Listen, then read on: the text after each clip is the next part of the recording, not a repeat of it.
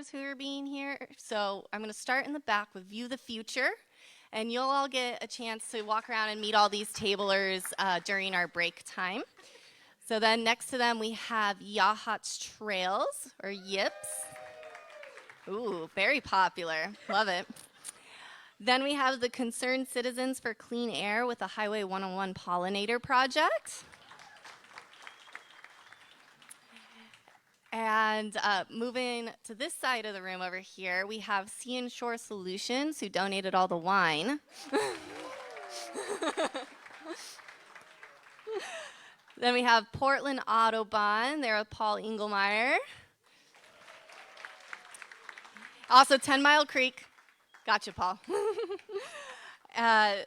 Then we have our very own Cape Perpetua Collaborative table with some of our great volunteers and one of our Tidepool guides. Next, we have Mackenzie River Trust. Friends of Otter Rock, one of our Marine Reserve teammates over there. Lincoln City Autobahn. Now we're jumping over here. We have Mid-Coast Watershed Council. And then we have Surfrider. Alaka Alliance. Ooh, holding up the pelt. Very soft. We have Xerces Society. The Forest Service. And, of course, ODFW Marine Reserves team. And this year, we also have some really wonderful art displayed around the room. So I'd also really love to take a moment to thank all of our amazing artists who are displaying their work. So that's Karina Rose, Rena Ekmanis, Ekmanis, I'm very sorry if I pronounced your name incorrectly, Rena. Rose Pond, our very own Jamie Kish. You're also very popular, Jamie. Emmy Daniels, Leslie Palatosh, and Nora Sherwood. So thank you to all of our amazing artists for being here this evening. And as you entered down our blue bubble carpet, I hope you noticed our raffle table. This is also the first time we've had a raffle, and we have some really amazing prizes that were all donated. So we have some Cape Perpetua swag, because who couldn't use more Cape Perpetua Collaborative swag? We have some OMSI tickets for their Orca exhibit, highly recommend. We have hot winter hot sauce. Then we have a Newport date night, a certificate for South Coast tours, a gift certificate for Aussie Surf Shop that will get you a surfing lesson. So if you've ever been out there looking at the surfers out there and wondering how they do it, you can learn too. Then we have some of Jamie Kish's fantastic photos. We have a really incredible, robust basket from the Green Salmon. We have some hand-tied fly fishing flies, and then also a swag basket from Pelican Brewery. So highly recommend checking out that raffle. But with all that being said, before we get going here, it's really my honor to welcome Joanne Kittel up here, who will give us a sense of place. Thank you, Joanne.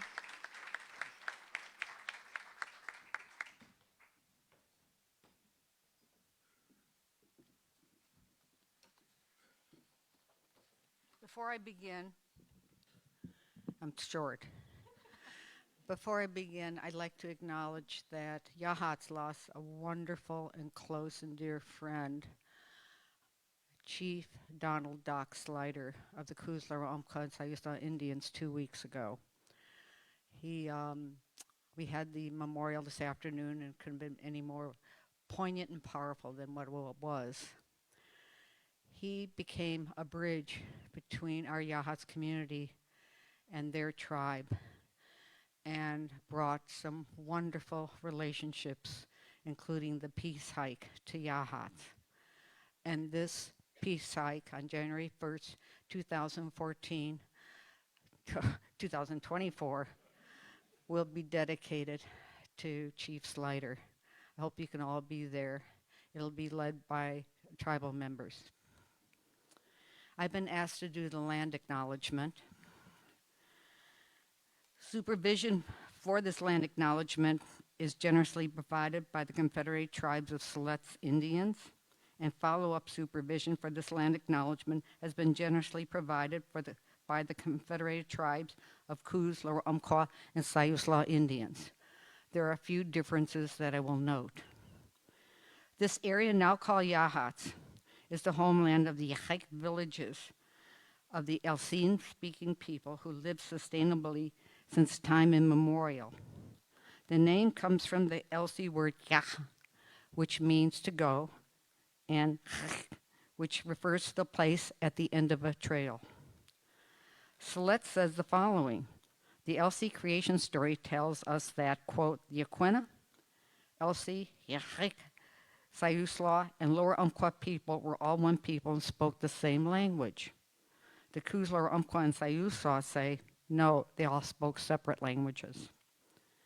In the late 1700s to early 1800s, diseases introduced by Euro-Americans killed many of the coastal people, tribal people, including the Elsie people. Violence, battles, and massacres also became the common experience. Survivors were pressured into treaties from 1851 to 55 to live on a shared reservation with many other tribes.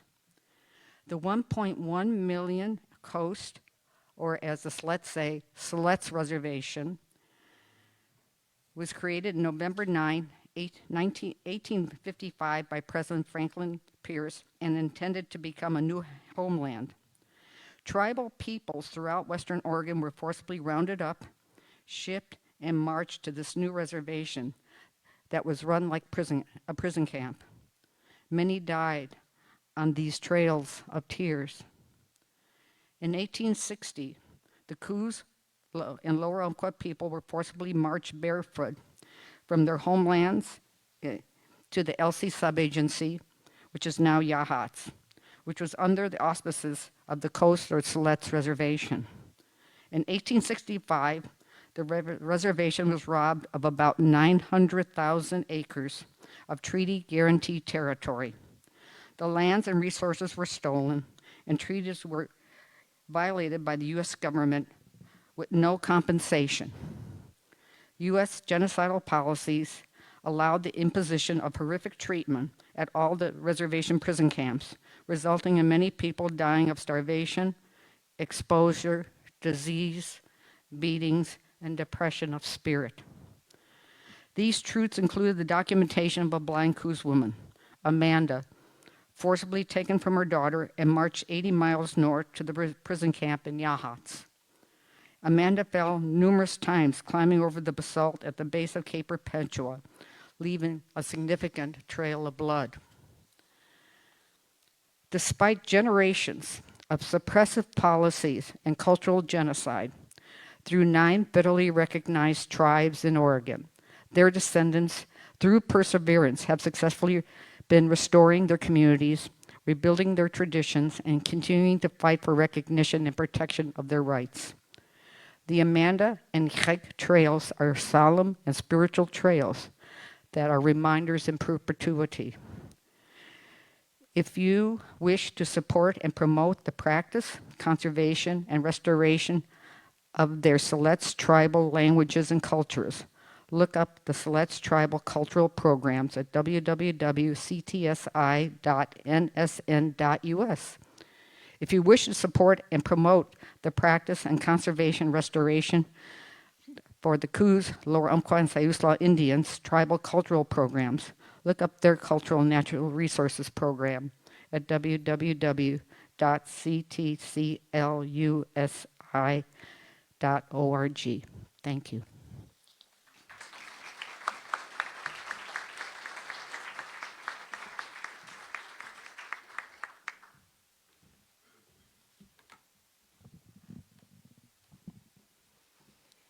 Thank you so much for sharing all of that, Joanne, and acknowledging the lands that we are on.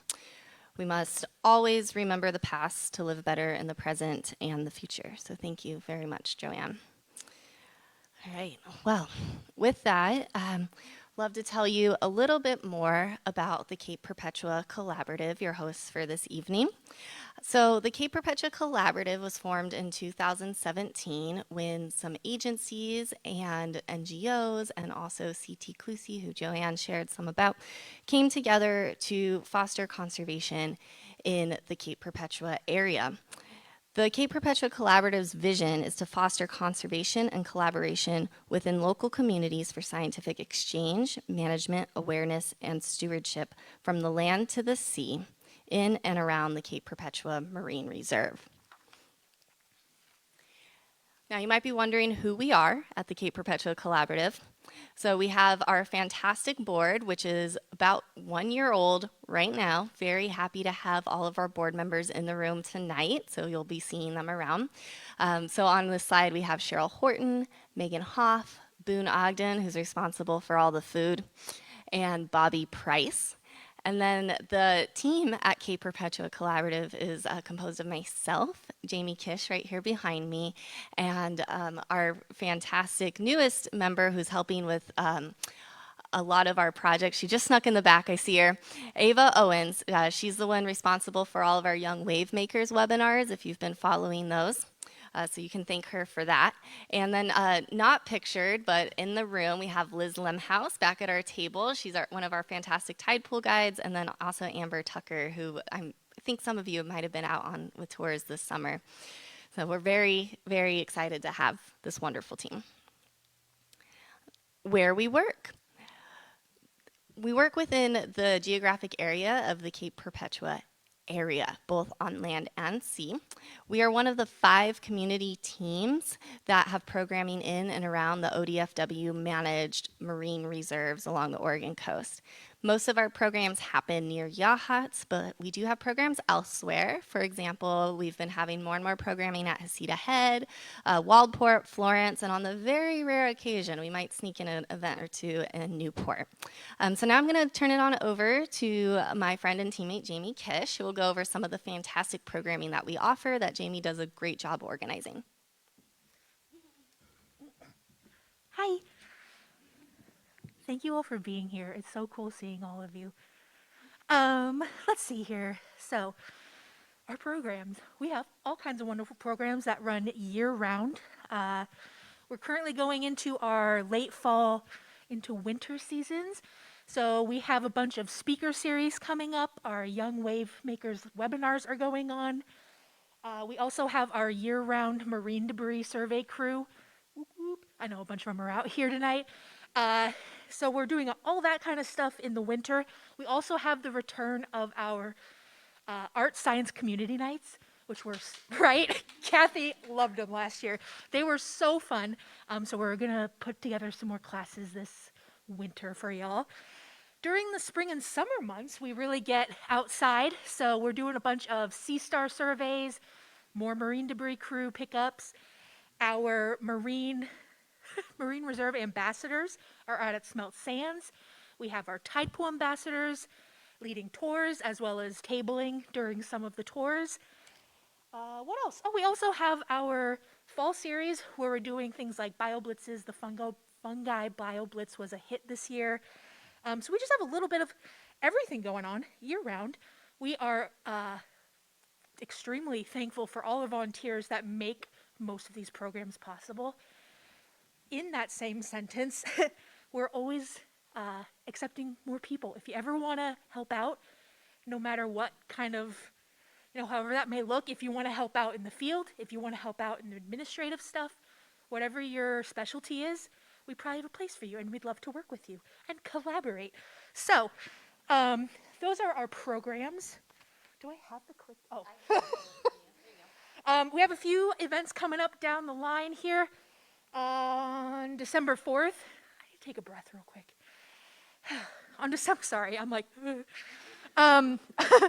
On December 4th, we have Soph Fox, who is a intern? Was an intern at Redfish Rocks, which is our partner marine reserve down south. They will be giving a talk during the webinar series based around science communication and effective impacts. Then we have Dave Kollen, who who is right down here with Xerces Society. He'll be talking tonight. If you like what you hear, he will have a full open hour on December 9th. So come on up to the Cape Perpetua Visitor Center Theater, and we'll be giving a talk there with him. And then lastly, Margaret Treadwell, whoop whoop, love her. So she'll be talking about conserving the area around Cape Foulweather. Don't miss that. That's going to be so good. So yeah, those are some of our events going on this winter. Other than that, connect with us. We have all kinds of things going on all the time. We'd love to work with you. We'd love to just have you. So yeah, those are some of our events. We also have them constantly updating on our site, across our social media platforms as well. So if you're ever trying to find where we post this stuff, that's where it is. All right, next slide, please. Oh, shirts. I'll hand it back over to Katie to talk about some of our awesome shirts. I see some of our shirts in the room, so if you need to see them in person, look around. They're really great. But it's a great way to support us is through purchasing one of these very cool shirts. Christmas is coming up, holiday season, putting in a plug. But yeah, thanks, Jamie. We're going to be hearing a lot more from you. And all these shirts, you purchase them online, so you can pick out your size and color and all of that. But just to finish up so we can hear from some other folks tonight.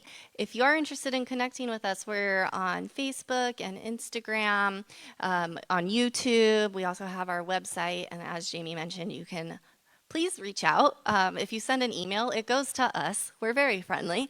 We'd love to hear from you. So again, thank you all so much for being here. And now I would really love to welcome up our Yachats Mayor, Craig Berdie. Thank you.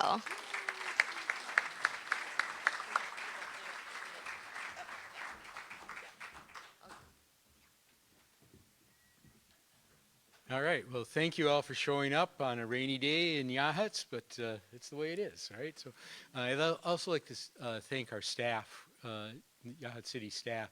This beautiful screen versus kind of a small thing that we've used in the past, some new sound system enhancements, just in general, sprucing up the commons here, making it a great space. We're moving forward as a city, and I'm very proud of the work that they're doing.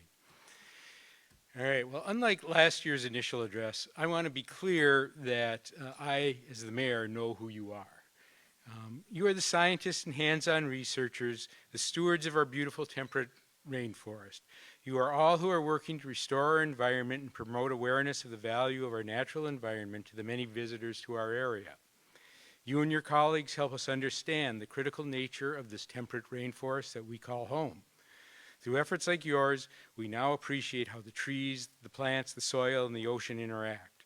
We now know that the importance of old-growth trees and the soil microsia in offsetting carbon, not to mention the habitat these old-growth forests provide mammals, insects, fungus, and more.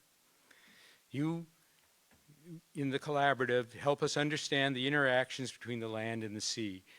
To a landlubber Midwesterner like me, this interaction remains murky, so I'm appreciative to those of you who are daily working to understand these interactions, and to those of you who can help me better understand this amazing ocean at our doorstep. If I may, I'd like to share a story from my native northern Minnesota to illustrate how important it is that you continue your efforts to understand the world around us, to inform others, and to fight for independent science-based forest practices. In 1903, the lumber barons declared that they would never be able to cut all the trees in northern Minnesota. By 1913, they had cleared the entire forest. This had been a forest of giant white pines at 200 feet, rivaling our mature spruce. Elk had inhabited this forest for millennia. With the forest lay bare, the elk left, replaced by white-tailed deer who thrive on white pine saplings. To this day, you will only find rare preserved clusters of white pine. The white pines are no more, just a story to be told. Let's not let that happen to our temperate forest. Please continue the work that you do every day, doing basic and applied science, working to restore our native species, and informing the public of the beautiful complexities of nature. And most importantly, speaking the truth to those in power of the intrinsic carbon sinking value of our old growth temperate rainforest and the need to preserve our complex ocean environments. Thank you for your work. I know who you are.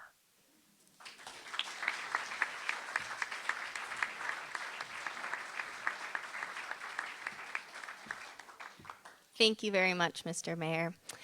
It is now my honor once again to welcome our representative David Gomberg back to the stage. Thank you for being here.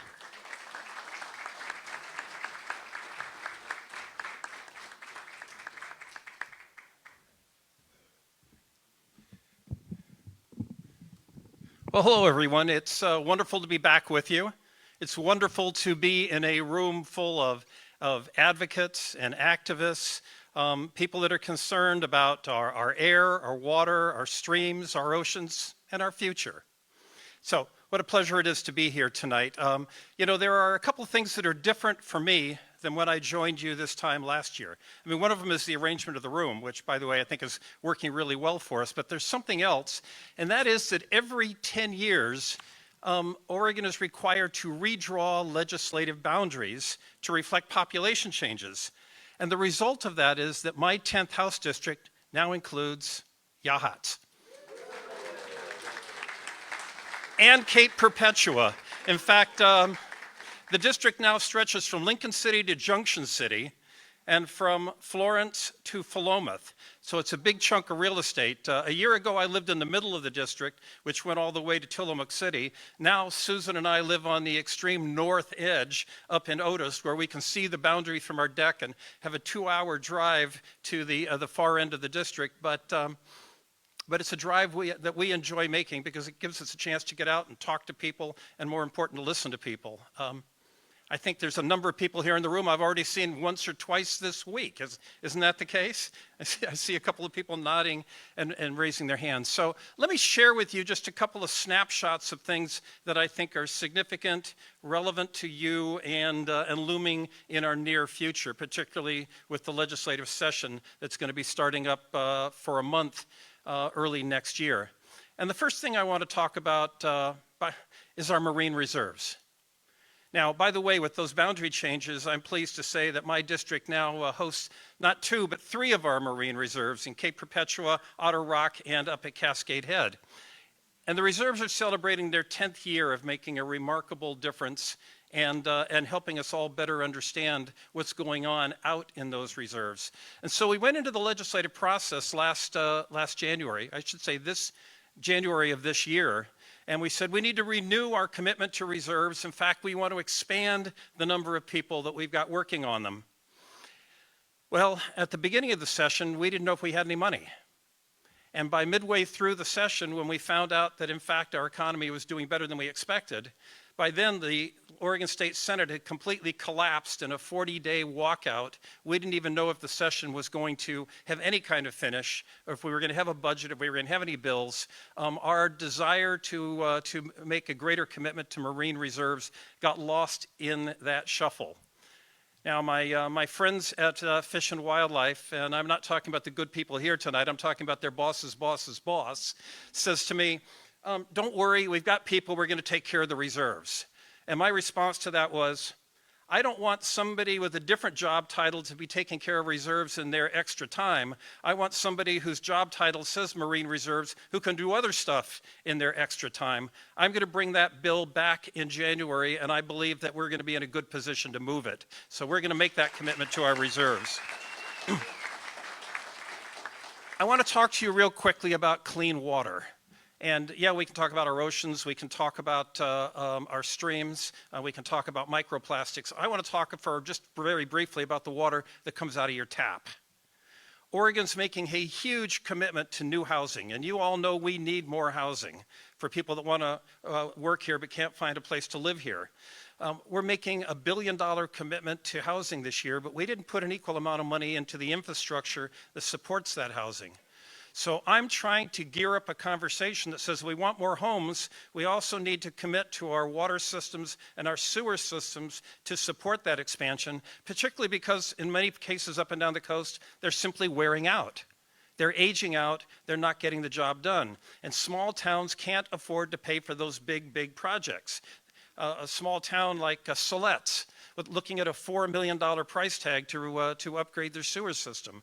Or the town of Newport with 10,000 people that needed $80 million to replace the most seismically vulnerable dam in the entire state. You can just imagine what would happen if that dam broke in a 3.0 earthquake. The lives that would be lost and the industries that would be decimated for an indeterminate amount of time. So we're going to be focusing on water and sewer infrastructure. Houses are exciting, sewer systems not quite so sexy, but if you don't have clean water coming out of the tap or dirty water going down the drain, you don't have a livable house. So I think that's really, really important. I'm going to jump ahead, and a lot of you were in the room earlier this week when the Oregon State Parks Commission was meeting down in Newport, and we were talking about land acquisition. And one of the properties we were talking about adding to the Oregon State Park system was right here along Xerces Ridge. A great deal of positive response to that. Some of you heard me come up afterwards and talk to the commission and say, you don't need a legislator from 50 miles away telling you how important it is when you got 50 neighbors right here in the room and not one person speaking against it. So that's exciting, and I think it's doable. The other one nearby that is underway also that you may not have heard quite so much about is acquiring a large tract of land on Cape Foulweather that's going to be put into public ownership and preserved for the future as well. So that's great news.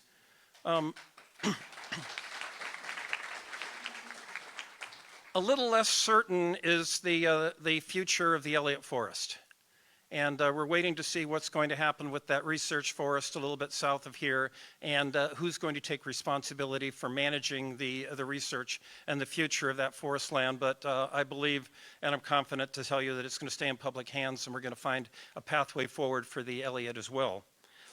So now I want to talk very quickly about what I think is the greatest short-term threat to the open lands, the beaches, and the parks that we all cherish. And I want to tell you, it's not wildfires, it's not tsunamis, it's not drought, it's not pestilence. The greatest short-term threat to access to our public lands and parks and waterways are lawyers. And my apology to any lawyers or recovering lawyers that may be in the room tonight. But what I'm talking about is the simple fact that somebody's out on one of our public trails, they trip over a root, they decide that it's the fault of Oregon State Parks, and they bring a lawsuit.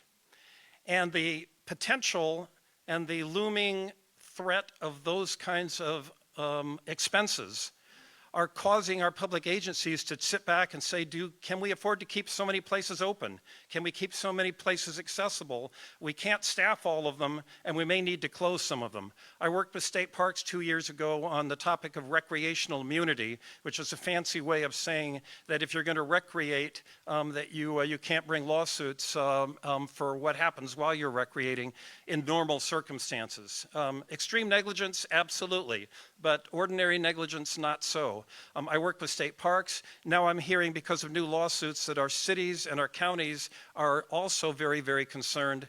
We ran into a solid roadblock in the legislature when we tried to tackle this question, but I think it's going to be back, and believe me, it's going to be a big deal. So keep your eyes open for recreational immunity. Now I want to share one more thing with you real quickly, and that is I want to talk a little bit about politics. All the things that we're concerned about depend on advocates like you, but they also depend on elected representatives like me. And how do you keep track of what kind of a job we're doing? One of the tools that we've got is the League of Conservation Voters every year publishes a scorecard of legislators.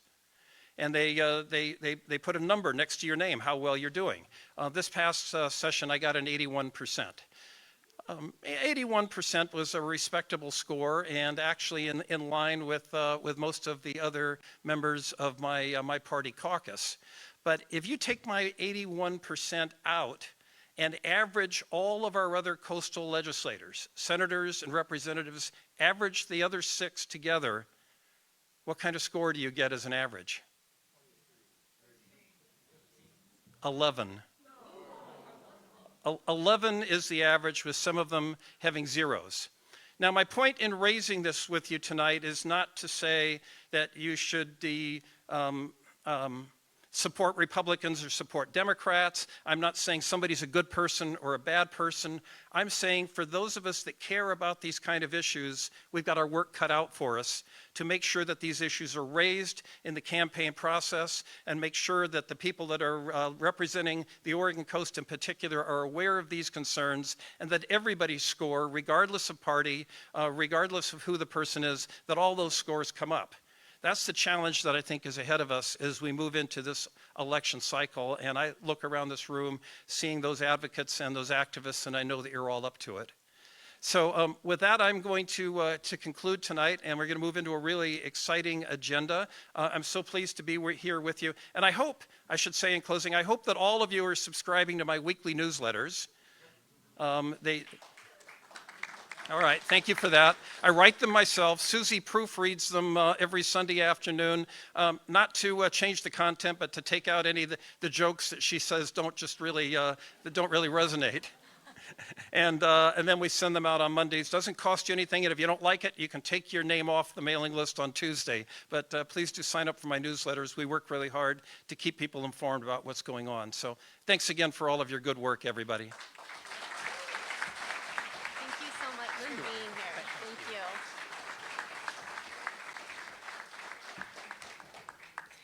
Thank you, Representative, for being here. It's really wonderful to be able to share the stage with so many folks. So that's just wonderful. And I now would really love to welcome up our first speaker of the evening. So Dave Kollen with the Xerces Society. We're so proud to have Dave here this year. It's our first year hearing from the Xerces Society, so this should be very interesting. Dave is a dedicated ambassador for the Xerces Society, where he focuses on education and outreach. He's also an Oregon master naturalist and a master melitologist. I had to ask him how to say that. Close enough, he says. Thank you. When he's not working on community science projects like the Pacific Northwest Bumblebee Atlas, the California Bumblebee Atlas, and the Oregon Bee Atlas, he enjoys writing pollinator-focused articles for the Mahonia, a newsletter from the Oregon State Federation of Garden Clubs. Please join me in welcoming up Dave. So here's the clicker, there's a laser, and it's that button forward. Well, I'm very glad to be here tonight. Normally, the groups I talk to don't have microphones, so if I blast you every once in a while, I apologize in advance. I wanted to say I don't see Representative Gomberg anymore. Oh, sorry, there you are. So, would you consider extending your district down to Brookings, where I live?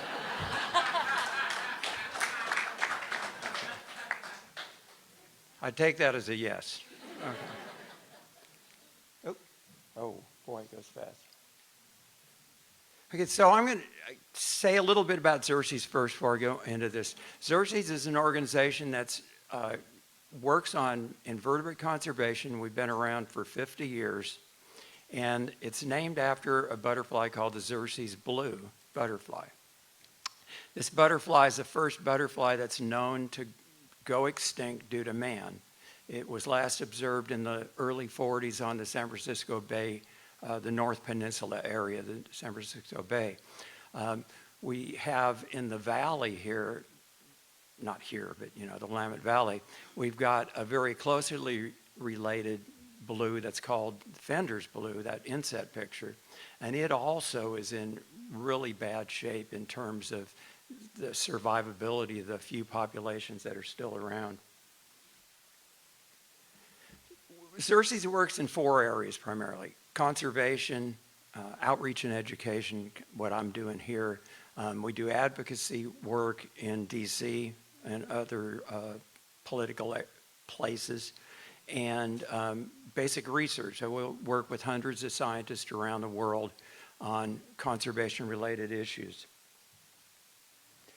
Over our 50 years, we have protected and restored 3.5 million acres of habitat for invertebrates. Now, in addition to that, there's tens of millions of acres that have had management practices improved due to inputs from Xerces. So, we work with a lot of federal, state, local agencies, farm organizations, et cetera, to get that done. So why do we care about these critters? Who cares about invertebrates? Well, we get a lot of things from them. E.O. Wilson famously said they're the little creatures that run the world. So we get decomposition services, biocontrol. They are the base of many food webs. 96% of our terrestrial birds rely on invertebrates at some stage during their lifetime. Oops, got to keep watching. And then finally, pollination services. So 85% of flowering plants require a pollinator. That is an animal pollinator of some type.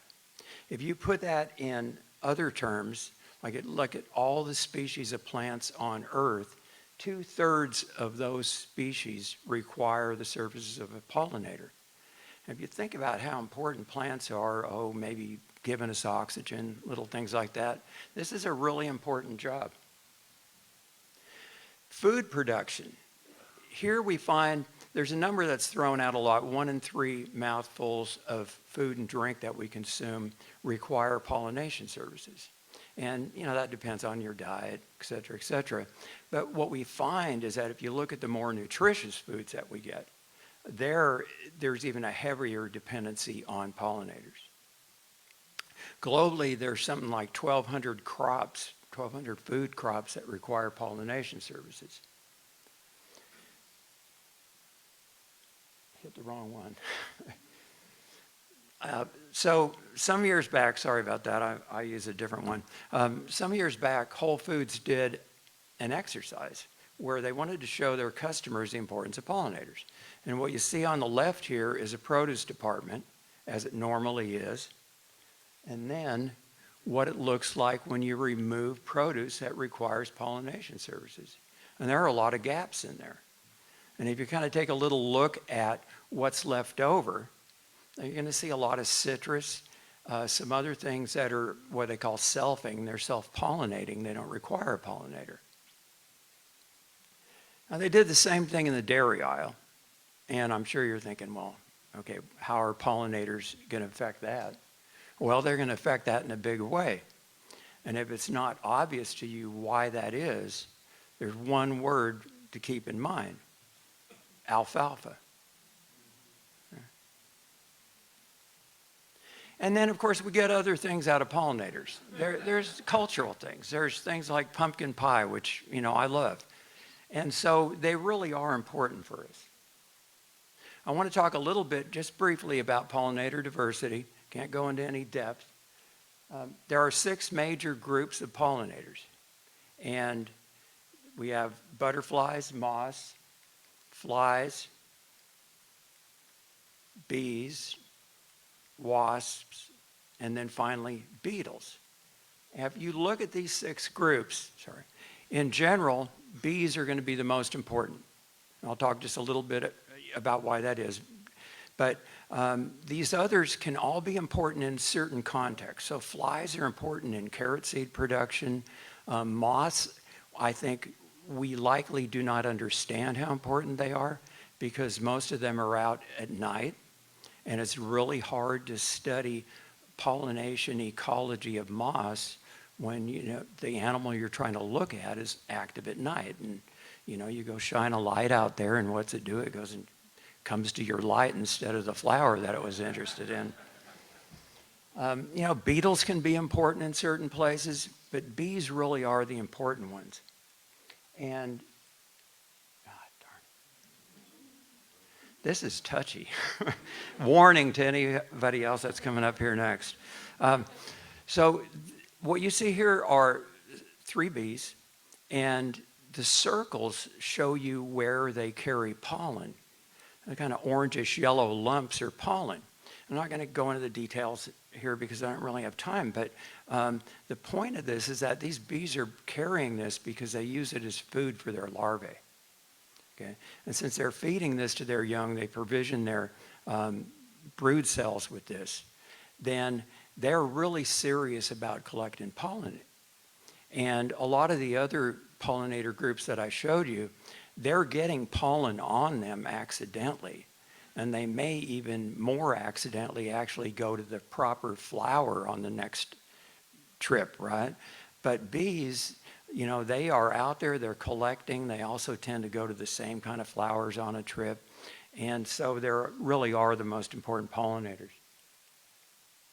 Now, this is what most people think about when they see bees, or when you say bees, right? And these are honeybees. And they're very unusual if you look at them with respect to our native bees. They live in huge colonies, tens of thousands of individuals. They're not native. They were brought over by the colonists from Europe. And, you know, they're really complicated. They're fascinating animals, but I'm not going to talk about them. And we don't focus on them at Xerces because we really focus on native invertebrates. These are some of the common bees that in Oregon, say, for instance. Well, it's probably around 800. But then if you ask them, okay, could you give me a list? They're going to say, well, no, because we're not really sure if it's 800 or 700. And so there's people like in the Oregon Bee Atlas going out and trying to find that information. We don't even know where a lot of these, what their ranges are, you know. So if I find one here, how far east do I still find it? So these are very important things that we have to understand in order to do conservation properly. Now, our native bees, most are solitary.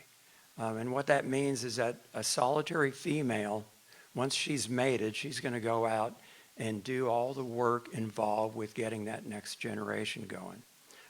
Something like 77% of our bees are solitary bees.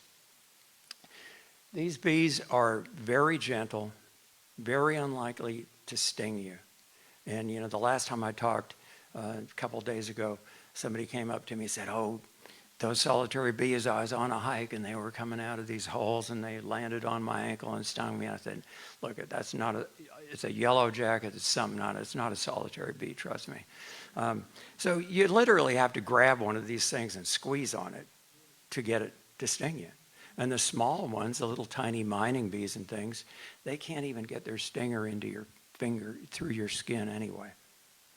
Kids call them tickle bees. And I already gave you this stat here.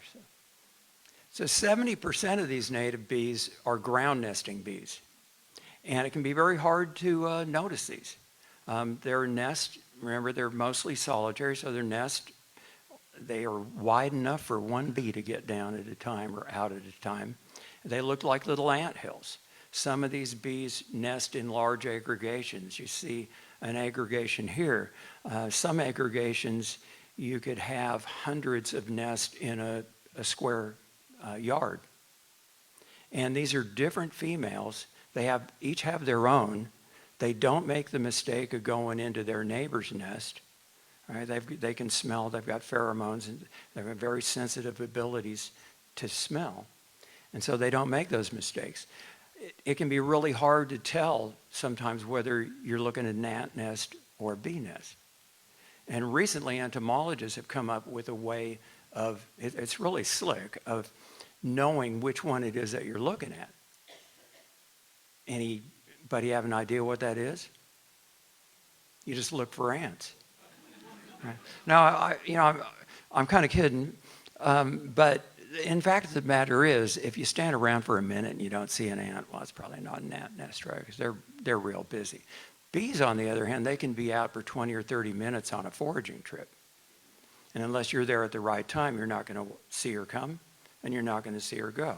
And they're very secretive about these things. The other 30% are cavity nesters. Sometimes we call them renters. So they will use an existing beetle tunnel. A lot of our plants have got soft stems. So if you look at caneberries, for instance, if you cut a caneberry off, a lot of bees are capable of excavating out that soft pith. And then what they'll end up doing is making, if you look on the right here, they'll end up making a series of brood cells. And they start on the right-hand side of that photo, and they gather pollen, they make a ball, lay an egg on it, put a wall up, and they start the process, and they work all the way onto the outside. She normally is going to start with females on the inside and taper off with males. And one reason is that males are expendable.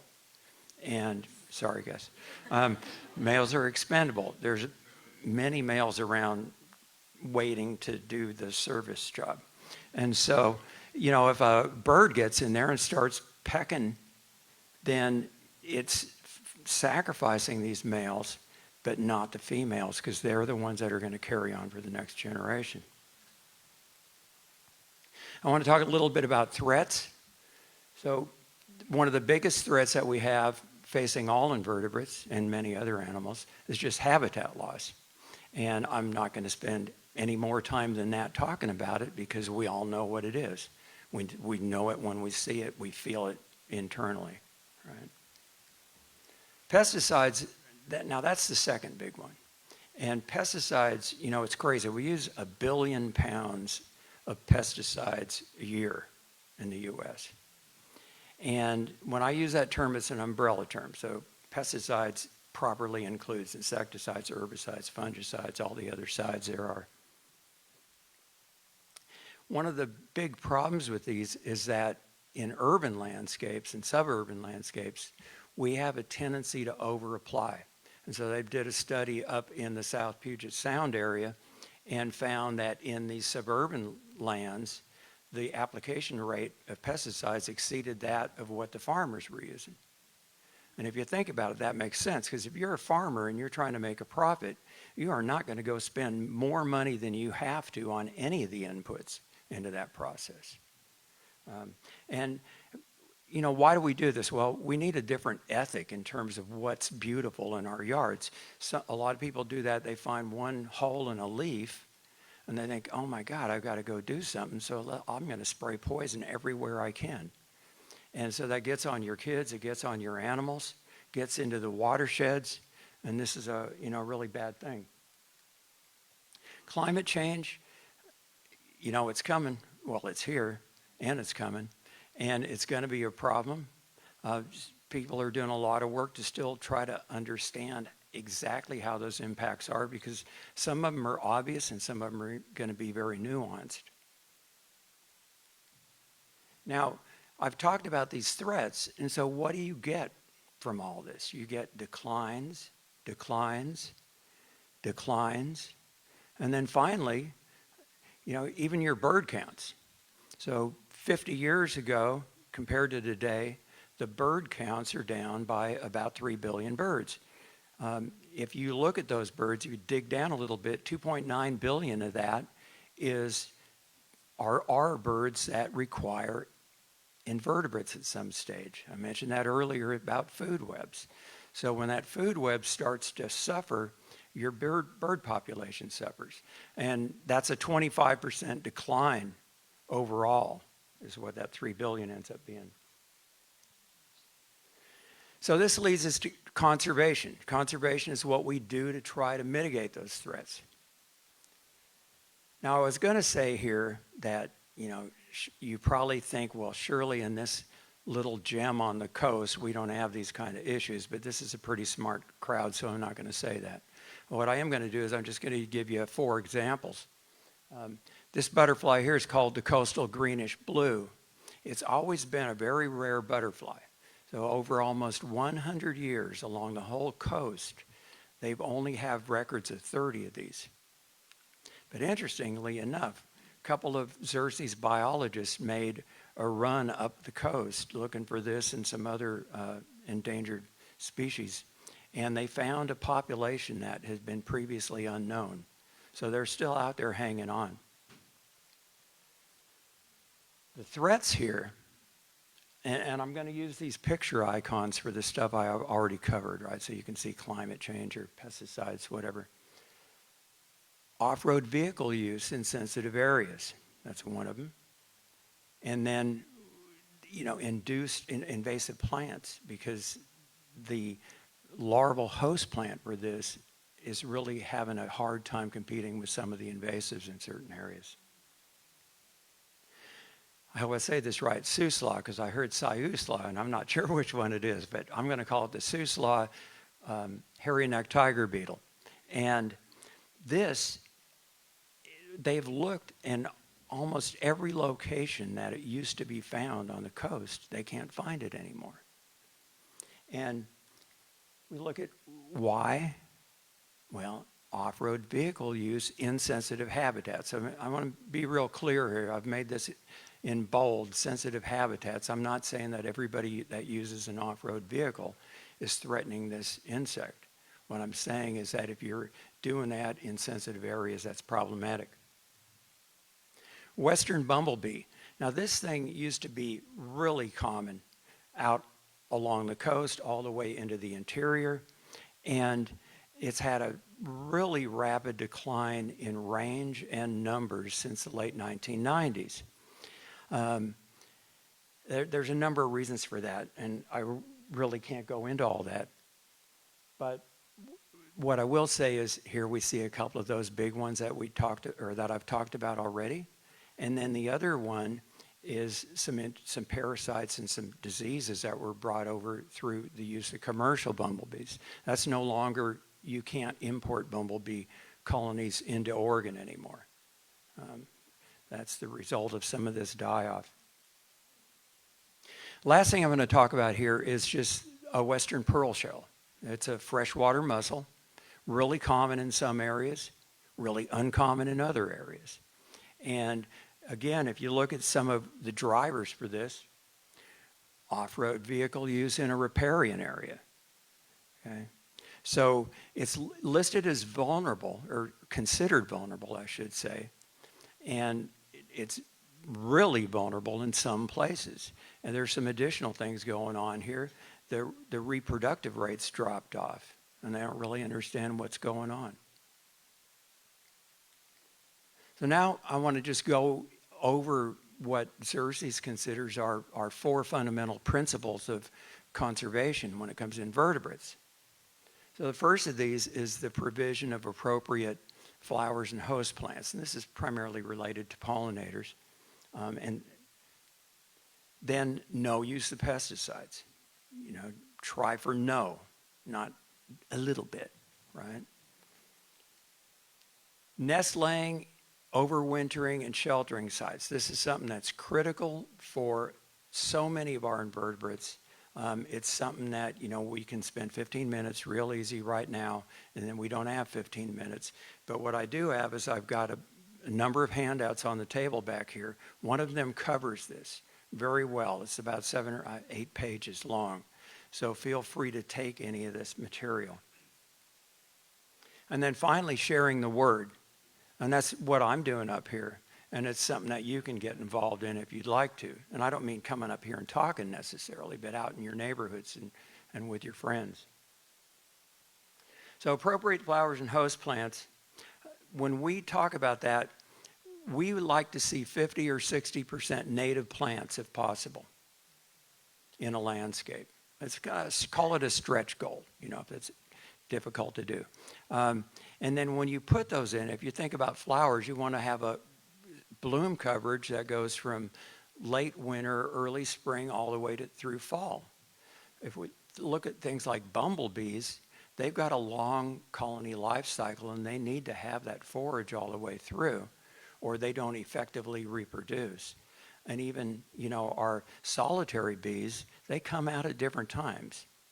And they're not out very long, you know, maybe 3 or 4 weeks, and that species is gone, or that particular bee is gone anyway. So you want to have this coverage.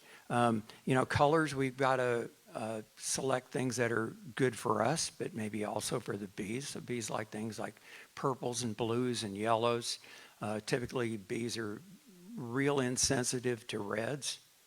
And if you like red flowers, I always tell people, go to a nursery and see if pollinators are around there, because they can have UV markings that the bees can see, even though they can't see red very well. And then finally, you know, we got to think about drought tolerance maybe. I know, I live on the coast too, so, you know, like, oh, come on, give me a break. But, you know, sooner or later. And diversity. So diversity, what do I mean by this? You want to have a diversity of flower types if you want to have a great diversity of pollinators. And the easiest way for me to show you this is you look at this little bee right here. That is what we might call the tongue, the proboscis. It's a very short little tongue. Now, that flower there is great for the bee I just talked about. Right? That flower there is great. That bee's going to have a heck of a time with that one, right? So we have long-tongued bees and we have short-tongued bees. And we need to address things appropriately. Take a look at this one. The tongue on this, oops, sorry. I can't look. I needed somebody to help me with the laser. No, the tongue on this is nearly as long as the bee. Now imagine walking on a sunflower, stepping all over your tongue. Right? Is that going to be a fun time? No, you're going to go fly off, find something else, like that red flower that I pointed out earlier. So we got to think about this kind of thing.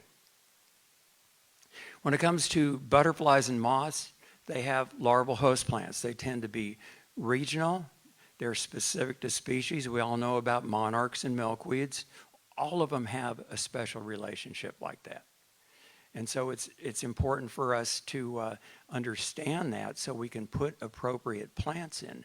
That butterfly I described earlier has a larval host plant that's called cow's clover or springbank clover. They're common names. And that there's a problem there. It would be great if we could put some more in. So to kind of wrap that up, we're talking about having coverage from late winter, early spring, all the way through fall. And if you recognize these plants up here, these flowers, you'll see that that's what's on there as you go from left to right. Pesticides. Go. Pesticides, try not to use them. Okay, I can't tell you what to do. If you have to, for gosh sakes, use as little as possible and read the label, and really read the label. But one thing I want you to go away with here is that when they test pesticide toxicity levels, they primarily use honeybees. Now they're starting to change that a little bit, but all of the stuff that's out on the market now, it's been tested on honeybees. Honeybees are pretty big bees as bees go. And so the toxicity that is caused for a small bee is much greater than a large bee. So something that is, quote, I hate to even use the word safe, but safe for bees, oh, don't worry, it's safe for bees, right? Well, that doesn't mean it's safe for the small ones. And so you keep that in mind. And then there's even something called sublethal effects, which are things that don't kill bees, but still are detrimental to them. So, really, try not to use them. And for gosh sakes, never use something that's called a systemic pesticide. Neonicotinoids is one of the names, but the general category is systemics. These get for woody plants or shrubs, they get into the tissue and they can stay there for months or years. Now, what this picture comes from is in 2013, some people treated some linden trees in a parking lot with a systemic pesticide, and they followed all the rules. But 2 weeks later, the plants went into bloom. It got into the nectar, and the conservative estimate is 100,000 bumblebees died in this incident. And it was during pollinator week, believe it or not. And so these systemics, when you go to a nursery and you're buying plants, ask them, are these treated with systemics? Now, egg laying, nesting over sheltering sites, that's on the handout again. I just point out to you. But there's other things that you can do. And this gets into this share the word, what we call share the word. There's a thing called bring back the pollinators.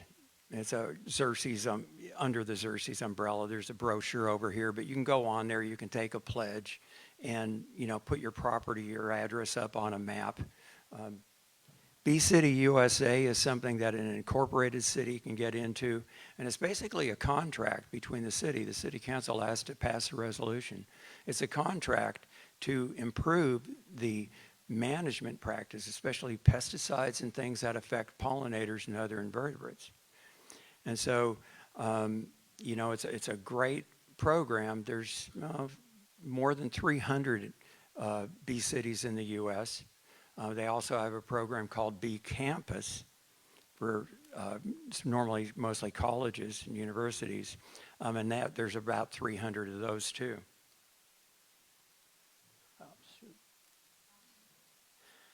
The third picture there, that iPhone, represents citizen science. There's a lot of citizen science out there. If you go to the Xerces website, you'll find something that says, at the top, that says get involved.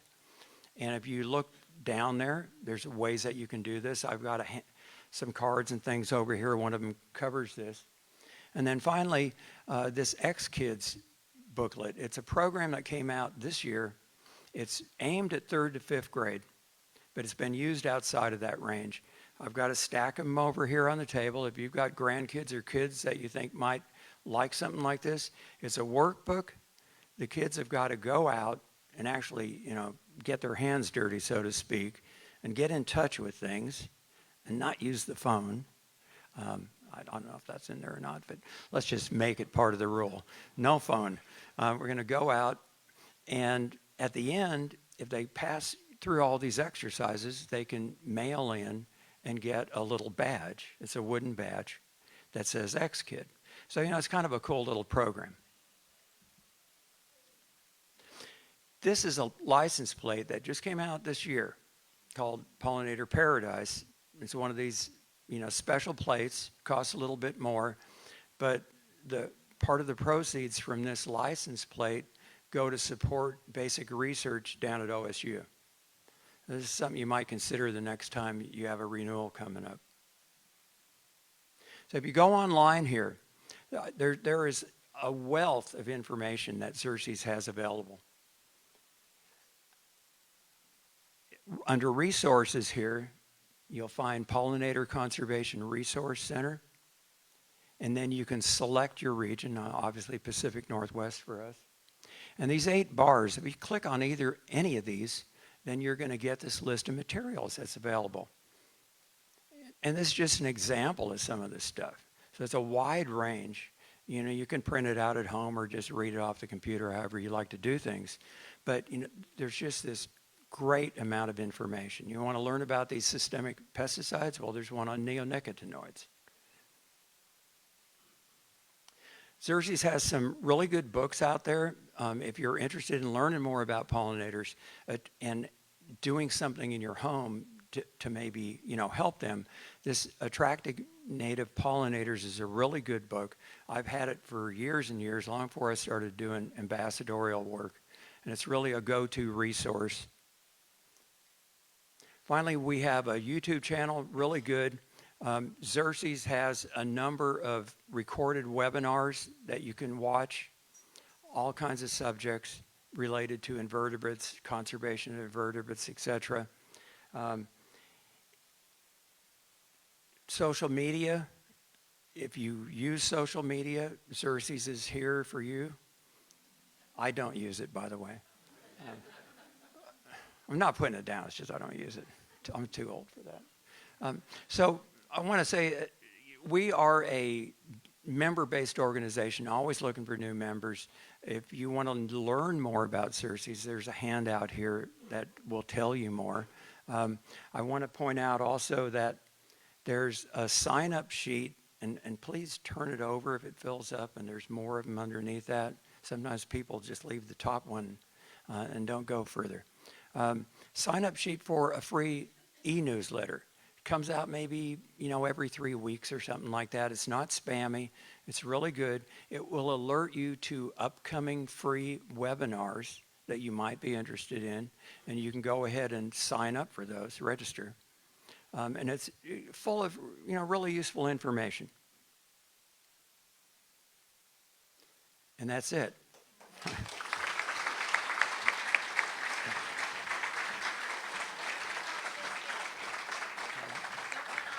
yet. Oh, Something okay. to give you. Oh. Thank you so much. That was awesome. I definitely learned some stuff about bees. And we're happy to give you a Cape Perpetua Collaborative t-shirt. Thank you Yes. very much. Thank you, Dave. Okay. Did you all enjoy his talk? Yeah? Yeah? You want to hear more? December 9th, Visitor Center. Yeah, thank you. So I neglected to share earlier, but our second speaker, Dr. Allison Anhol, unfortunately can't join us tonight. So we won't be hearing about birds this evening, but I promise you we will bring Allison back at some future point to tell us all about our sea and shore birds in the area.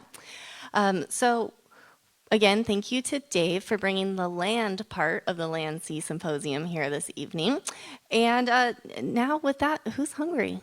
Anybody? Few people? Yeah, thought so.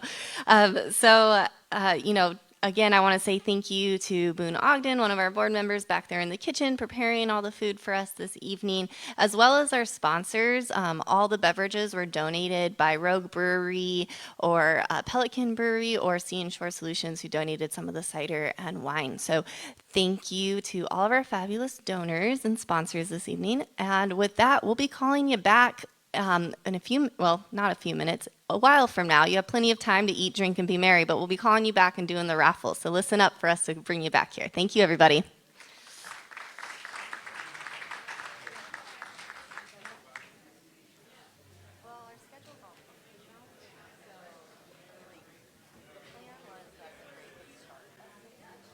So much for your donations and for making this raffle possible.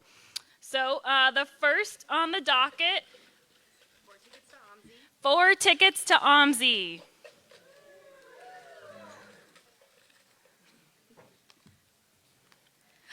Kaya Hazard. Woohoo!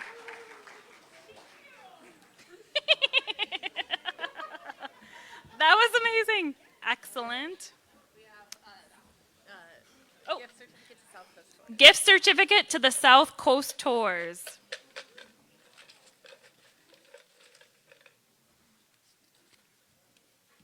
Holly McRae. Yay!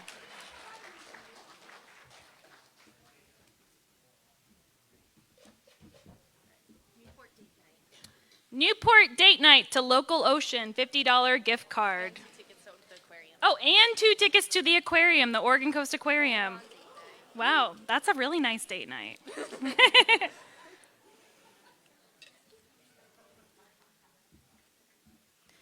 AJ Areola. Areola? Sorry.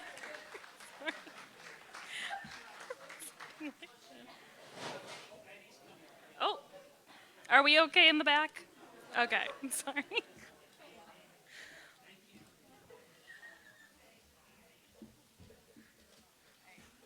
This is hand-tied fishing flies, 12 hand-tied fishing flies. Oh, 12 hand-tied fishing flies. Okay, not gonna look. Oh, I got 3 in 1. Okay, let's separate them so it's fair. This one's blank. Okay. Okay. Oh, this person just won. Well, double winner. AJ won again. Okay, sorry. Lucky guy. Time to go to Vegas for AJ.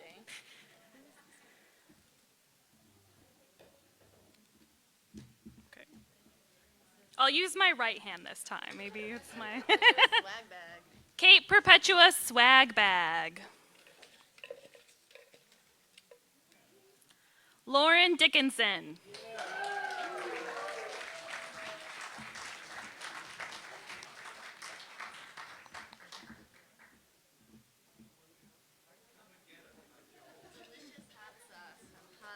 Hot sauce.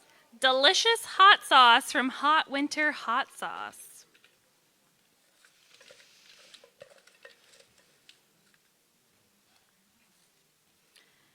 Meg Simons.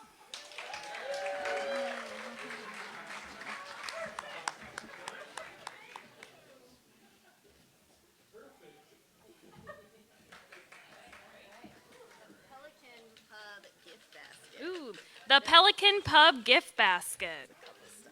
Yeah, thank you. Fluff it up. Paula D. Woohoo!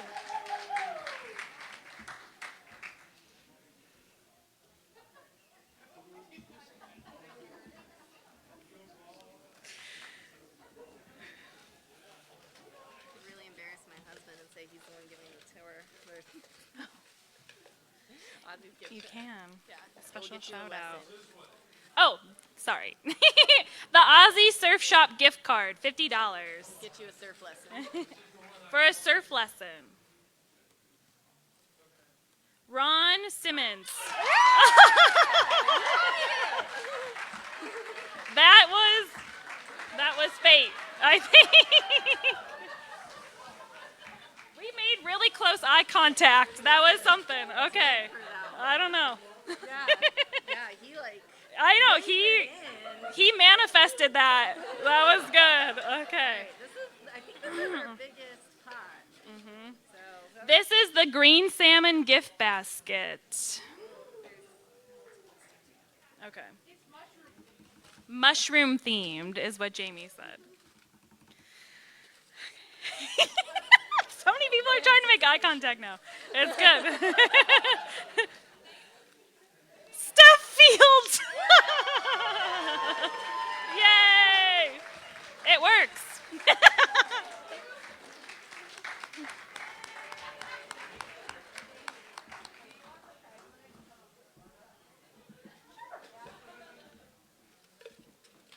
Okay, this is the nearshore photography by our very own Jamie Kish. right there.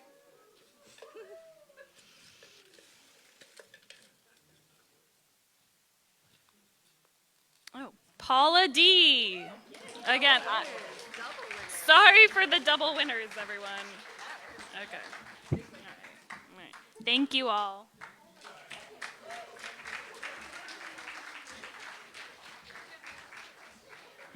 Congratulations to all our winners and a huge thank you to everyone who participated. That was really awesome. We've never had a raffle before, so that was really, really fun. Real quick, if you won something, if you wouldn't mind coming up, lining up, and Jamie will take a photo of you with your prize, it would make us very happy. While I'm at it, Adrian, if you want to come back up for your computer skills, it'd be awesome. Oh, you're right there. Head of the game. Of course you are.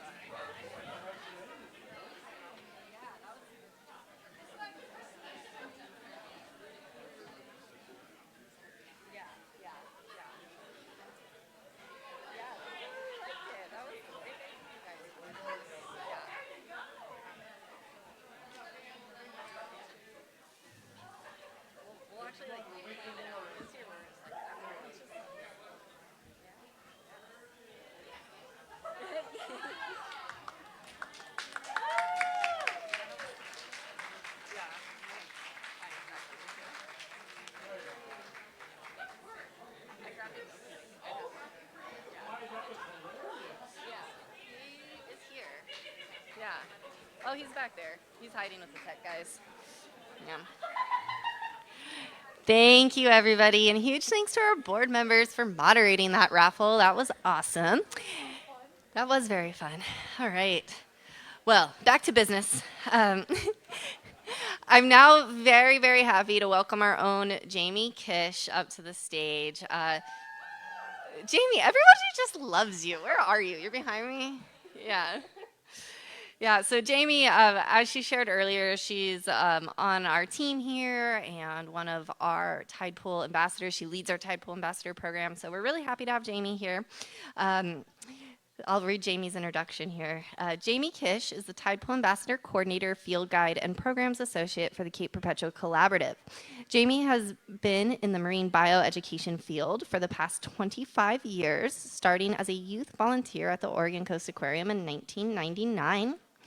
She has worked in a variety of places, including Walt Disney World, the New York Aquarium, and the Disney Cruise Line in the Bahamas, even though her heart always remained here at the Oregon coast. These days, you can always find Jamie in the Marine Reserve giving Tidepool ambassador tours for the collaborative, surveying sea stars, and picking up trash with volunteers, leading mushroom bioblitzes in the forest, and hopping all over the Yachats area with her camera and macro lens. So please give a warm welcome to Jamie. Oh, is this the... Do we just hit this? Oh, on my own. Do I just hit this? Okay. Yeah. Got it. Got it. Hi. It's me again. Let's see here. All right. So, once again, you guys, just thank you for being here. I hope Boone's magical food was all lovely. Right? Doesn't he do such a lovely job? What an angel. My goodness.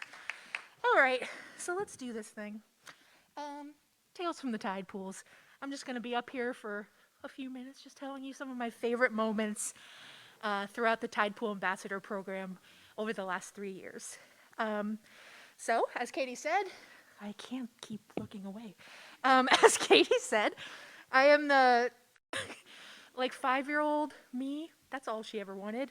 I didn't even know this was a job that I could have up until Tara kind of came out of the blue one day and was like, hey, Jamie, we're going to do this program. You should apply. And now we're here. And it's just been truly one of the greatest honors of my life to be able to take people out into my favorite places in the world and to show them these intricate, vital, very sensitive habitats with so many beautiful species. It's the best. I am so lucky. I'm so thankful. Let's get into it. Oh, we're already starting. So, hey. So, intro to the TAP program. Again, it's my dream job. I've had so many wild jobs over the years. And there's just something about this one that's like a heart and soul kind of feeling. It's exactly what I want to be doing with my life. It's an honor to advocate for these sensitive areas and species. It's an honor to work with so many amazing volunteers. I just couldn't be happier. One of my favorite things about the TAP program, and Amber, our other guide, isn't here tonight, but I know she shares the same sentiment, and I'm pretty sure Liz does too, where there's something so special about being up at dawn and driving at, I know it's not everybody's cup of tea. I'm a weirdo. I really like getting up very early. There's something so special about going out to these places and oftentimes being the first human footprint on the beach in the morning. It does it for me. It's so special. And that's outside of working and playing with people out there. There's something really sacred about, that's nice. Now we're setting the mood. I'm going to regret saying that later tonight. That's going to keep me up for days. So there's just something very sacred and special about being one of the first people on the beach in the morning, especially when you get to kind of check out all the little morning commutes of the local critters, the little, olive snail slides, the sea stars running around, the crab tracks that look like little bicycle tracks. It's so cute. It's so special. TAP also, I don't know if I'm using this correctly. Oh.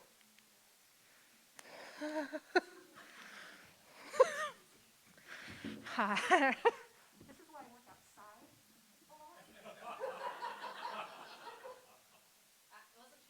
Oh, well.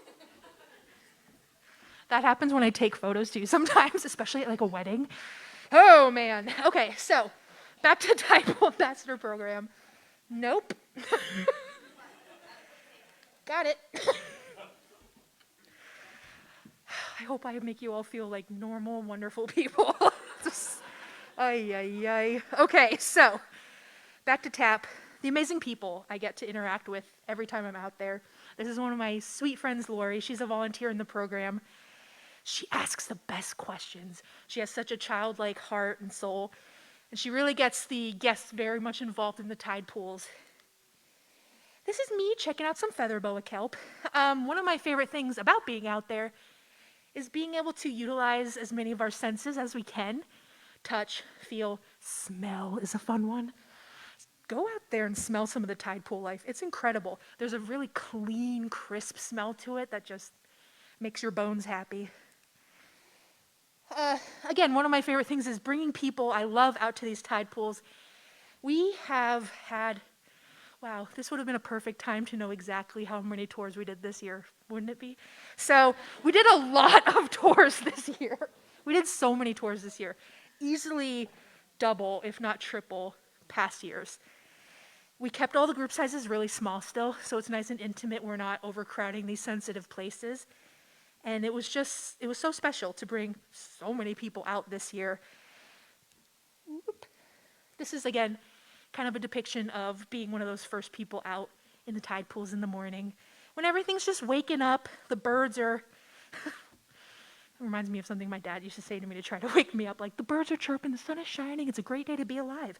So that's what it feels like when you go out there. It's just like it puts things into perspective. There's suddenly no more human problems. It's like, no, it's just you and the beach. So, TAP is a wonderful, special program near and dear to my heart. One of the first stories I want to talk about are sapphire porcelain crabs.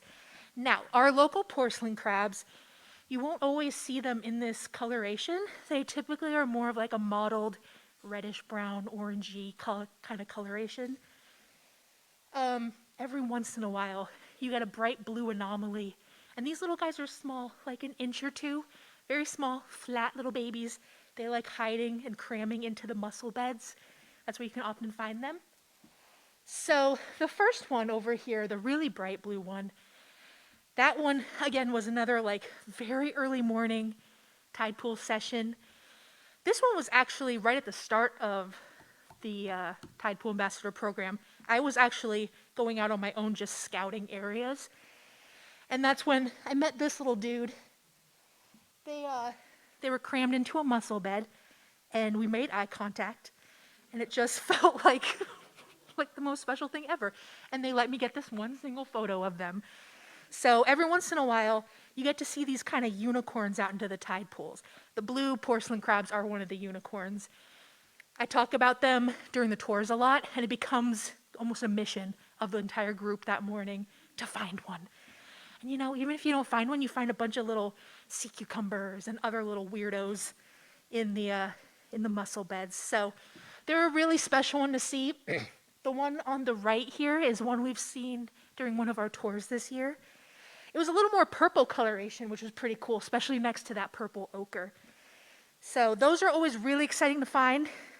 People get very excited. We get some amazing photos of them.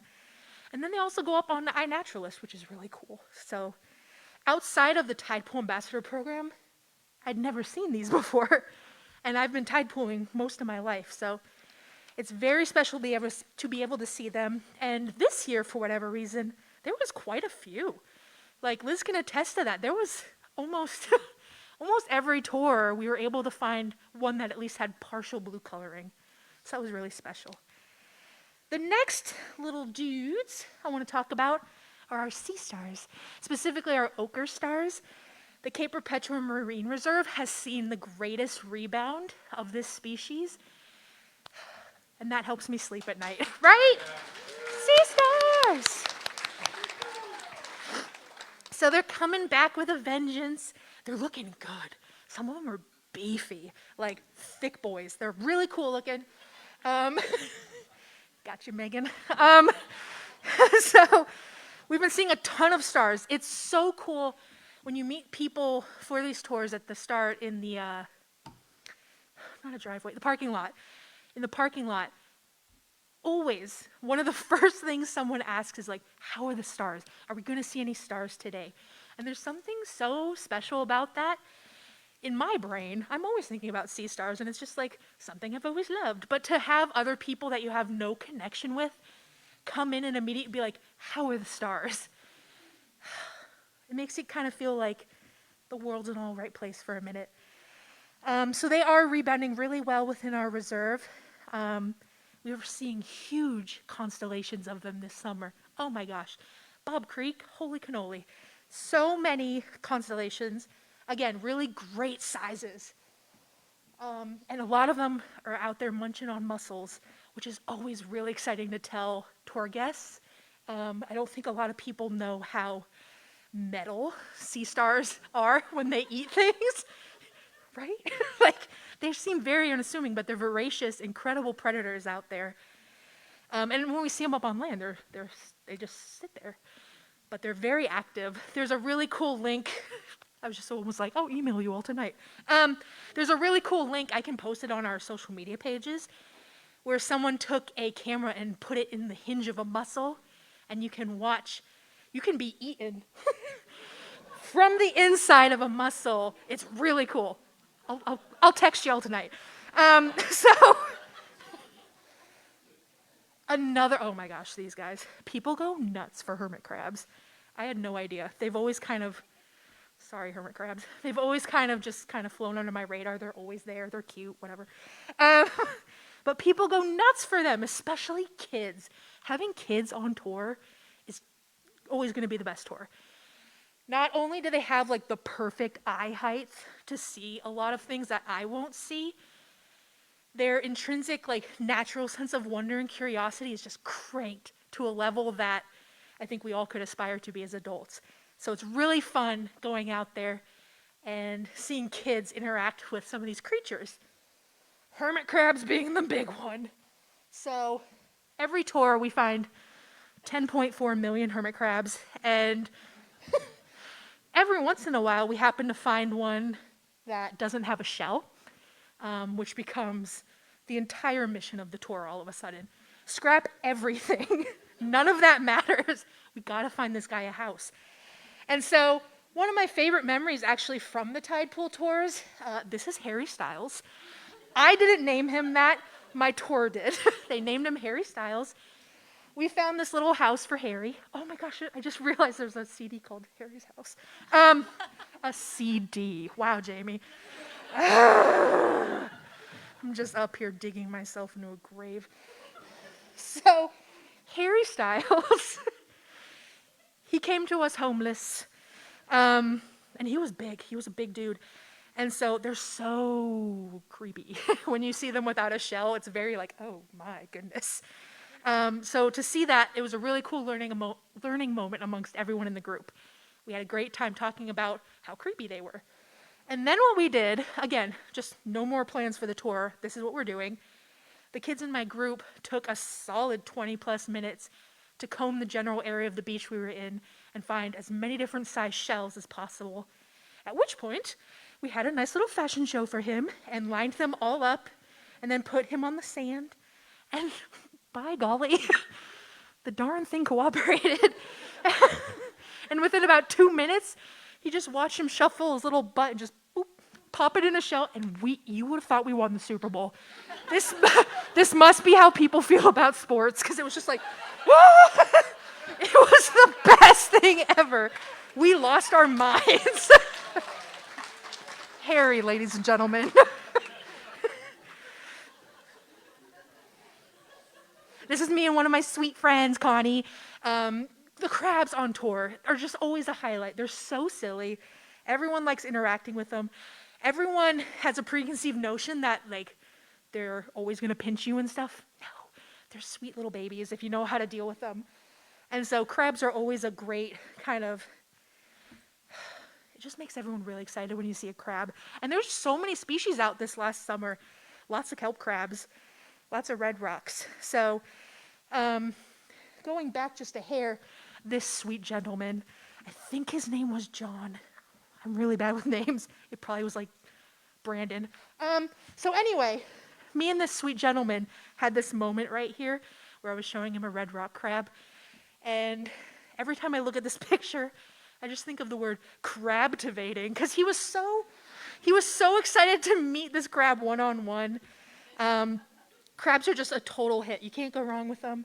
If you find nothing, at least find a crab, and everyone goes home very happy. So, you like that? I sell stickers. Send nudies. the nudibranch, along with all the other wonderful unicorns out there, like the blue porcelain crabs, everyone comes now. There must have been something on the internet at some point. Everyone suddenly knows what a nudibranch is. It's so cool. They all know how to say it. They all come out wanting to find these little guys. And if you've ever gone nudibranch hunting, you know they can be kind of elusive, kind of hard to find, especially in like 2 miles of beach. They're this big. They're teeny weenies. And so always finding a nudibranch becomes like a huge thing at some point throughout the tour. Sometimes you sadly don't see any. Sometimes you have Cheryl helping out on your team that morning, and she's a stinking eagle eye. She'll be out there and you're talking about sea stars or something, and she'll come over and like, I just found 6 nudibranchs over here. You're like, yeah, dude. And so shout out to Cheryl for being awesome. But finding nudibranchs is always so special. Again, people don't really understand what they even are. So to be able to see them up close and personal, I think the size always really throws people off, as well as the bright colors. You're not typically, at least in my brain, I don't think of like bright, vivid colors when it comes to the Pacific Northwest, more gem tones. But these little guys can be so bright neon, so beautiful. People go nuts finding them. We all just, I hope they know.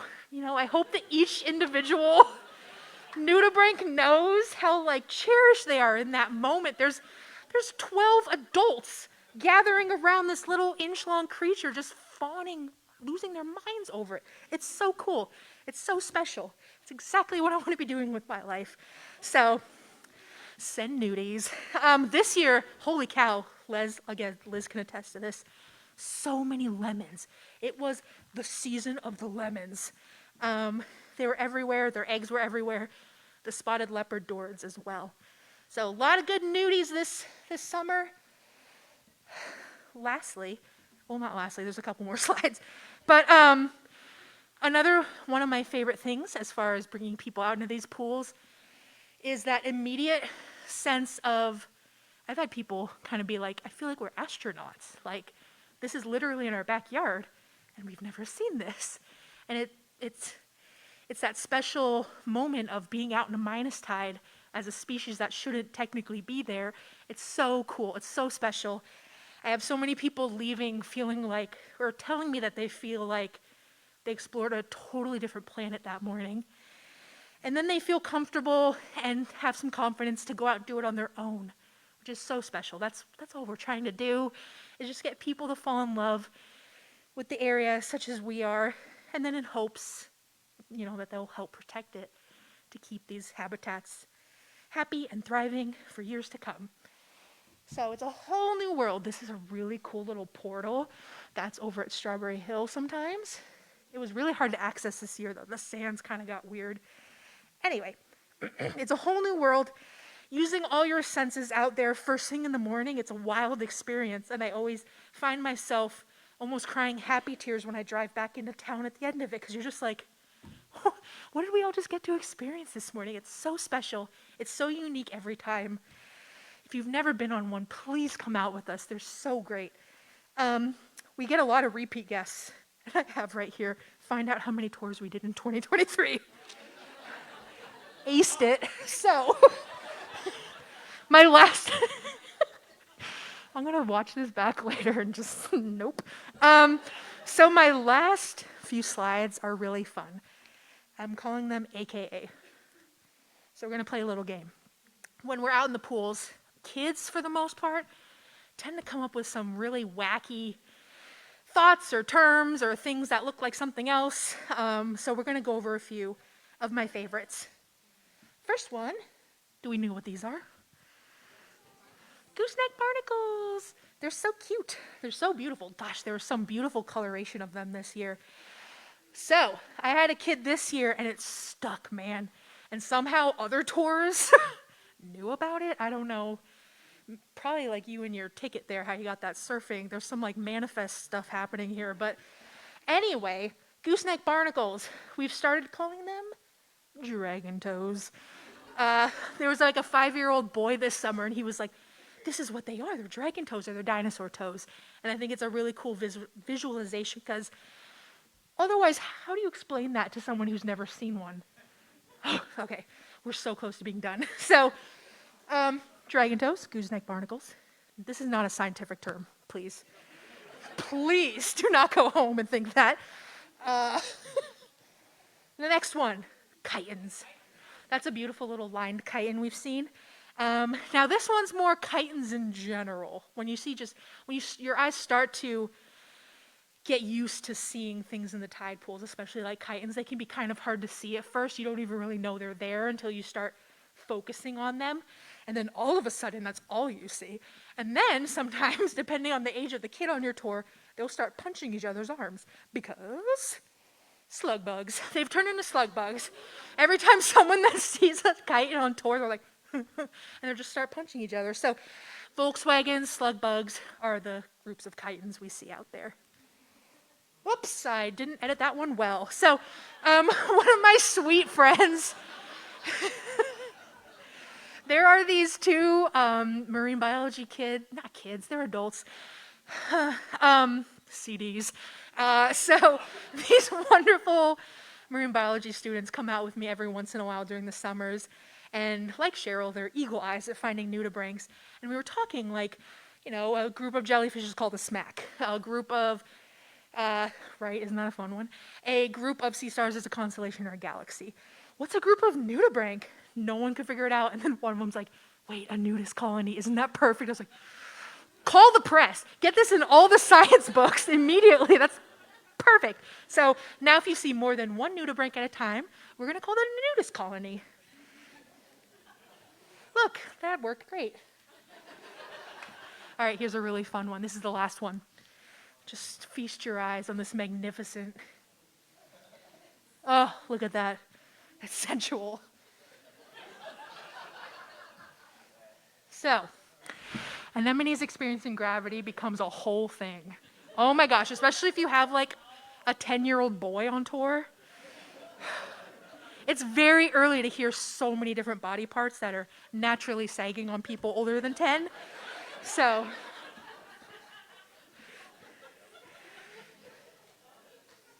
thank you.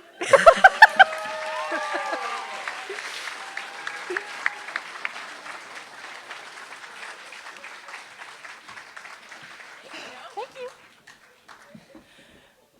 Jamie, that was fantastic.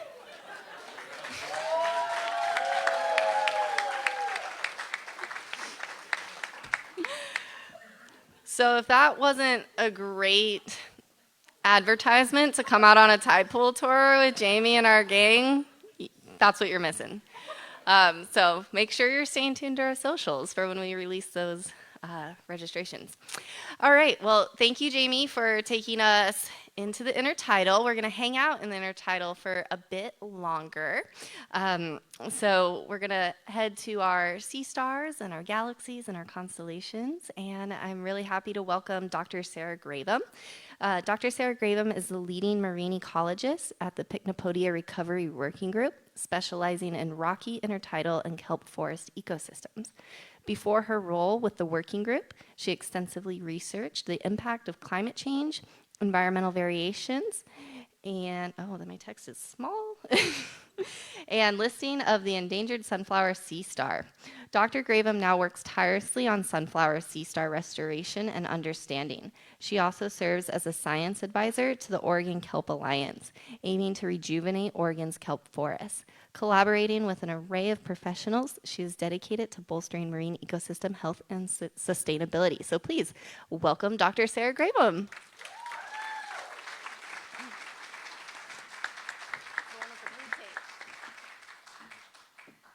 Jamie, it's been a long time since I've been nervous for a talk, but following that, my heart is beating so fast.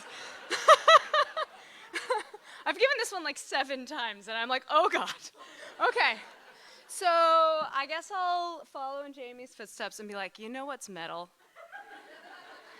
You think ochre stars are metal? These guys are metal.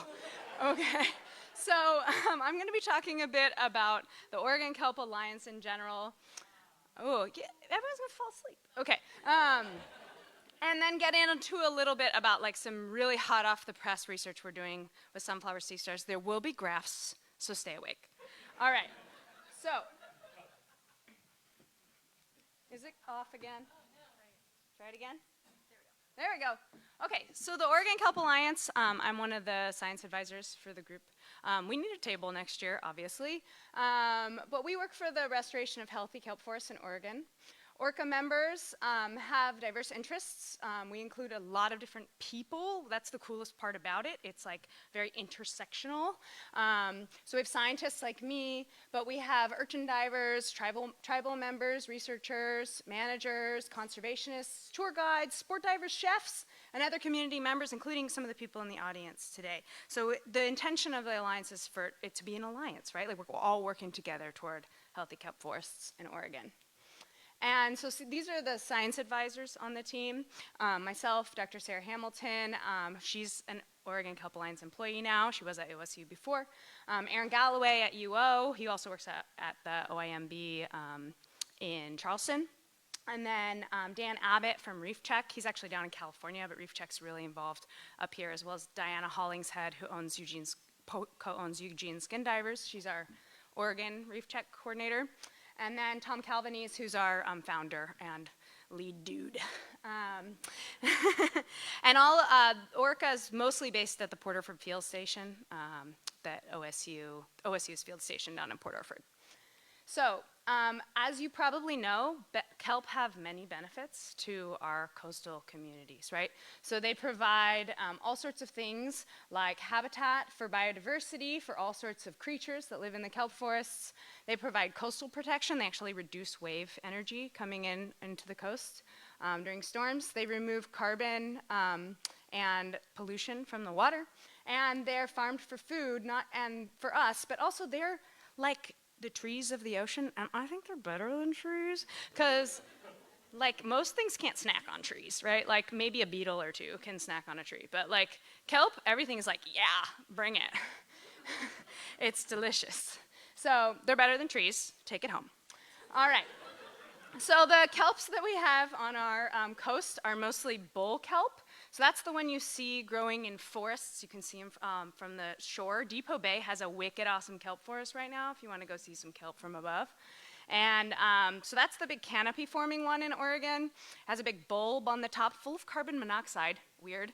And then we have a lot of sub-canopy kelps in Oregon too that you can see at low tide, for some of them at least, like ribbed kelp, pleurophycus, with the nice midrib in it. We've got woody kelp, that's nice and tough, and then torn kelp. So kelp are not just one thing.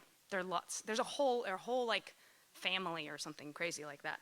So this is a video of a kelp forest in southern Oregon taken by my collaborator Aaron Galloway. So what you can see in this video is, first of all, it is not like the California cathedral.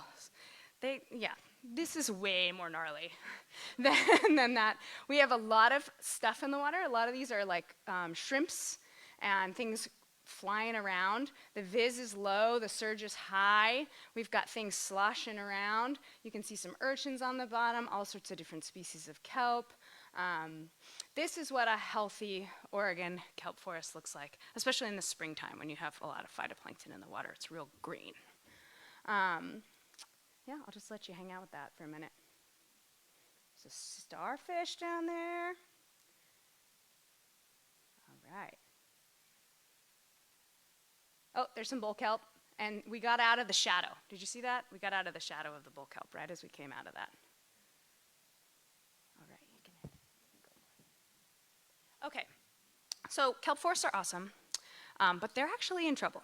And so one of the things I've been working on most recently is this bad news for kelp. So the Pycnopodia sunflower sea star died during sea star wasting disease, which I'm sure many of you have heard of, and we'll get into more in a minute, back in 2013 to 2015.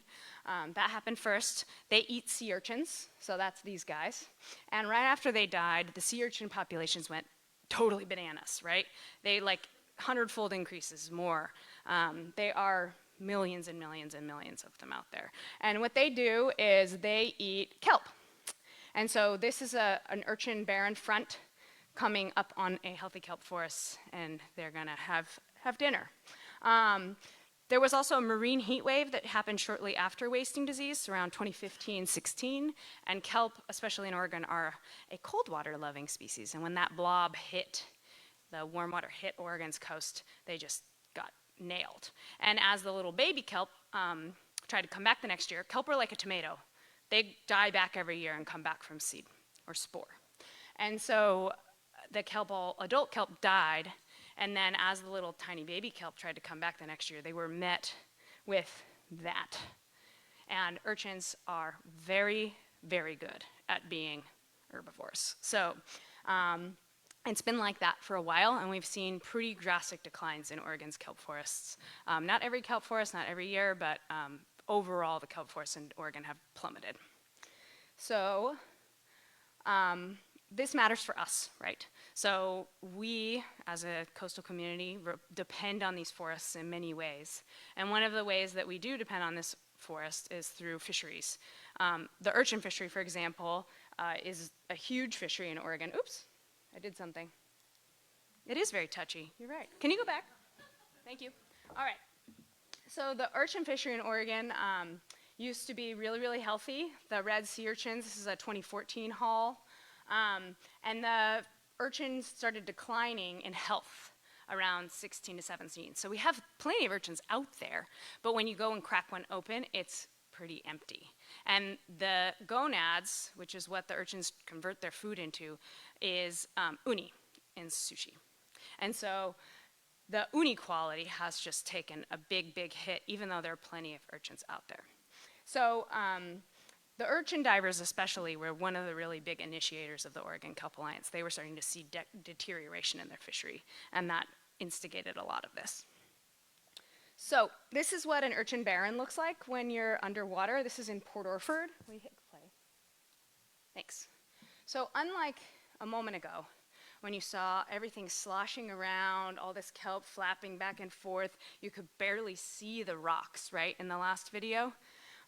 This is a barren. So these urchins are like, you know, several every square meter. That pink stuff is coralline algae. That's the hardest algae for them to eat. Has anyone seen a piece of kelp yet? No. So this is what it looks like underwater right now out there. And it is, has anyone seen any fish? No. Have you seen any sea stars? No. So what happens when the kelp goes away is that not only does the kelp go away, but all the other stuff goes away too, because kelp are better than trees, and everything eats them, eats it.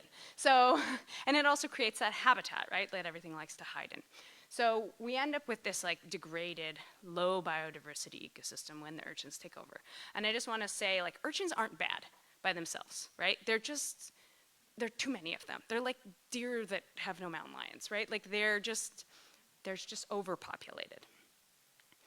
Okay, so we started the Oregon Kelp Alliance in response to all these problems, and we're really, really focused in the next coming iteration of Oregon Kelp Alliance on actually solving some of these problems, we hope. And so there are 3 different ways that we're working on actively restoring kelp forests. So one of them is grazer control. Has anyone smashed an urchin before underwater? Yeah. So we actually literally go out there with hammers and we kill them. It's morbid. It's probably a little futile, but we got to do it. And the intention of grazer control is to create like kelp oases. So go out to, say, one cove and smash all the urchins in one cove so that you have that seed that can come back and grow, and then that seed kelp can spread, right? So right now we are just trying to keep little kelp oases alive along the coast with urchin smashing. The other thing we're working on is kelp outplanting. So there are people up in Newport and down in Moss Landing and all sorts of places trying to figure out the best way to seed kelp. We're hoping to work on that this year and next. And then the one I really want to talk about today is predator reintroduction. So this is a sunflower sea star. It has about 20 plus arms. It is, gets like this big. It is very metal. It eats all sorts of stuff. It is one of the fastest sea stars we have in the world. And it is spiky, and it is gallopy, and it is terrifying. So, but it's really a wimp. And sea star wasting disease really did a number on these guys. It started back in 2013 and it hit Oregon in 2014.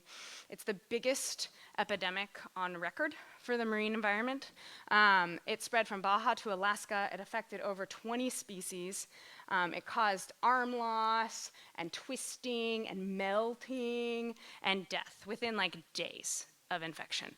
And it is, did everyone see it? It was like people were crying in the intertidal. It was not great. But this disease, while really bad for lots of different species of sea star, like the ochre sea star, oh, this thing. Okay, back. Sorry. Like the ochre sea star here got hit really hard, but they actually bounced back pretty well. And that picture that Jamie showed a minute ago is they've actually overshot at Cape Perpetua now. We have higher biomass than we ever had before, which is really cool. But the sunflower sea star, on the other hand, around 2018-19, we were like, they'll come back. It'll be fine. But it wasn't. They didn't come back, which is kind of surprising because they have larvae that float for like months in the sea. But they were literally zero, as far as we know, adults in Oregon for like years. And so we started getting really worried, right? And meanwhile, kelp forests are declining, urchins are going bananas. And so we realized, like, this is not only a problem for the sea star, this is a problem for our entire community, the ecological community, and the local economy. So we formed a group, the Sea Star Wasting Task Force first, and then that's evolved into the Pycnopodia Recovery Working Group, which I co-lead. And the first order of business is just figure out what had happened. And this was a paper that I wrote back in 2021, I think. But it was a global synthesis of the sea star decline for Pycnopodia, for the sunflower star. And what we found was that the decline was like over 98% on the entire contiguous US coast. And I'd venture to say that's a conservative number. It was 100 for much of Oregon and California. And then if you get up into the Salish Sea and British Columbia and Alaska, it's like 92 to 95. So this is a huge event. We estimated that 5.75 billion animals died just for this species. That's one of 20. So that's nuts. This qualified it for IUCN endangered and critically endangered for the IUCN Red List. And right now it's being considered by NOAA for the Endangered Species Act listing. Likely in March it'll come out and it'll likely be listed as threatened, which is a great idea, great for us because that actually means not a lot of laws come with it because we actually don't need y'all to like stop fishing or stop tide pooling or stop doing anything that you're already doing. It's a disease threat, not a human threat. And so it's a perfect marriage of law and conservation, we hope. All right, so we've been seeing them though, which is great. So for a long, long time, I hadn't seen one in Oregon. I actually still haven't, but people have. And there have been a couple sightings back in 2021 in Coos Bay. There were a couple more in Port Orford that same year. And just in the last couple months, we had one in Port Orford that longline fishermen pulled up. We have about 50 at least under the Newport Bridge that the Oregon Coast Aquarium is monitoring. They're like this big, they're very cute. Maybe a little smaller. And like last week, a UO OIMB field course found a bunch of them in Coos Bay. So this is great, great news. We have them now, which is really, really awesome, which means like the science must happen now if we want to get this moving. So if you see one of these, you need to tell us. There are bookmarks back on the Cape Perpetua Marine Reserve table and on the ODFW table. Take one home. If you ever see one, please take a photo and send it to us. And it's gonna, if you do the little, if you go to the Orca website, there's a little guide and all that good stuff. But we want it to be reported to seastarwasting.org because we're tracking how fast these guys are recovering. All right, so why do we care, right? Everyone in this room, I'm sure, loves sea stars, but like, why do we care as a community? and why is it important to get this sea star back in our ecosystem? So the first thing is that they're a top predator, right? Just like a sea otter, they eat sea urchins, and both of them, and sea urchins eat kelp. And so we all have heard the sea otter story, right? That when you have fewer sea otters, or fewer sunflower sea stars for that matter, you end up with more urchins, and they have a negative effect on kelp when they're overpopulated. Okay, so if we were to bring back otters, I think that would be a fantastic idea. Alaka Alliance, sounds like a great plan. Let's do it. I love that idea. But I am here to advocate that we shouldn't forget the sunflower sea stars too. For one of the reasons is that otters are little divas, and they'll pick up an empty urchin, give it a crack, give it a shake, and be like, nah, and go hunt clams for the rest of the day. So they're a little smart, and they're a little mobile, and if we want our healthy kelp forest back, I mean, I'm sure they would help, but they're picky. The other thing about otters is, like, it's going to take a while, and how many can we really get very quickly, right? Like a couple dozen, 30, 40 we could get back in here with a big push. If we were to get sunflower sea stars back in here, they make 1 million babies each every year. Yeah, so we could get a lot of them very, very fast. And though they don't eat as fast as a sea otter would, they're not picky. We've released them into places with empty urchins, and they just eat them like popcorn, and in fact, they eat them faster than they eat the full ones, just because it takes less time to digest them. So if we get a bunch of these puppies back, we could really have a dent on that urchin population, and that could increase our kelp. The other crazy thing about these sea stars is they not only eat the urchins, they scare the living crap out of them. So an otter coming down and eating an urchin, you know, like the urchins are down on the seafloor, and they're like, where's Tony? You know, like they don't realize what happened. But a sea star comes sliming through the reef like a freaking blob, and they are terrified. And so what I'm going to show you is what happens when a sea star, and this is the first sea star we ever saw in California in the last decade or something, what a sea star does to the reef. So shout out when you see it. This is down in Fort Bragg. Can you see it? There it is. So this monster has been hoovering the seafloor. It has 2 or 3 lumps in its belly. It's going for more. These urchins are doing what's called a stampede. And the scientific term, no joke, and they are not only like trying to run, they're getting stuck on each other to the point where like they become easy pickings.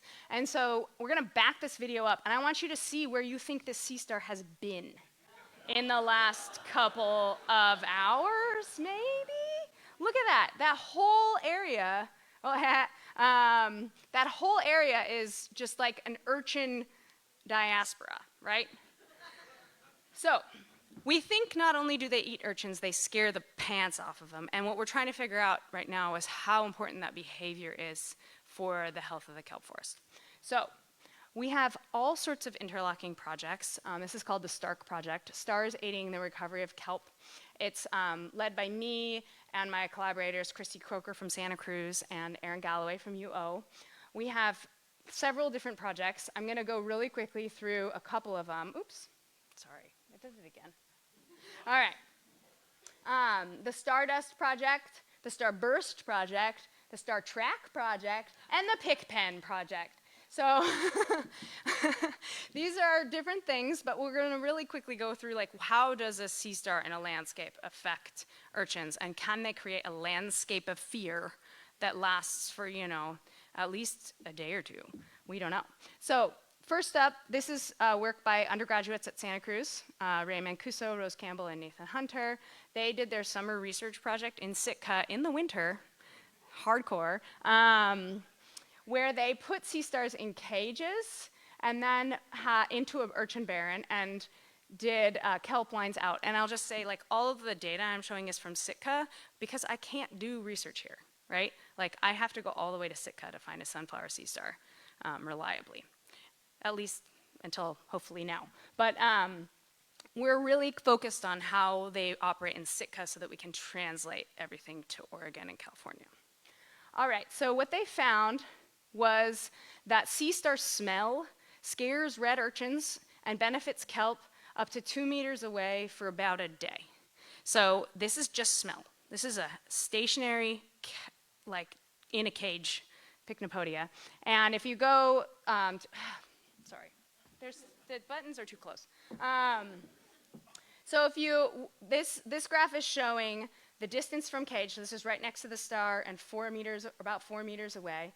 And this is the net sea star effect. So I'm not gonna get gnarly on that, but essentially the 0 line is no effect of the sea star. So on green urchins and red urchins, you can see that they're lower next to the sea star and they escape farther away. And then the benefits to kelp are higher next to the sea star and lower farther away.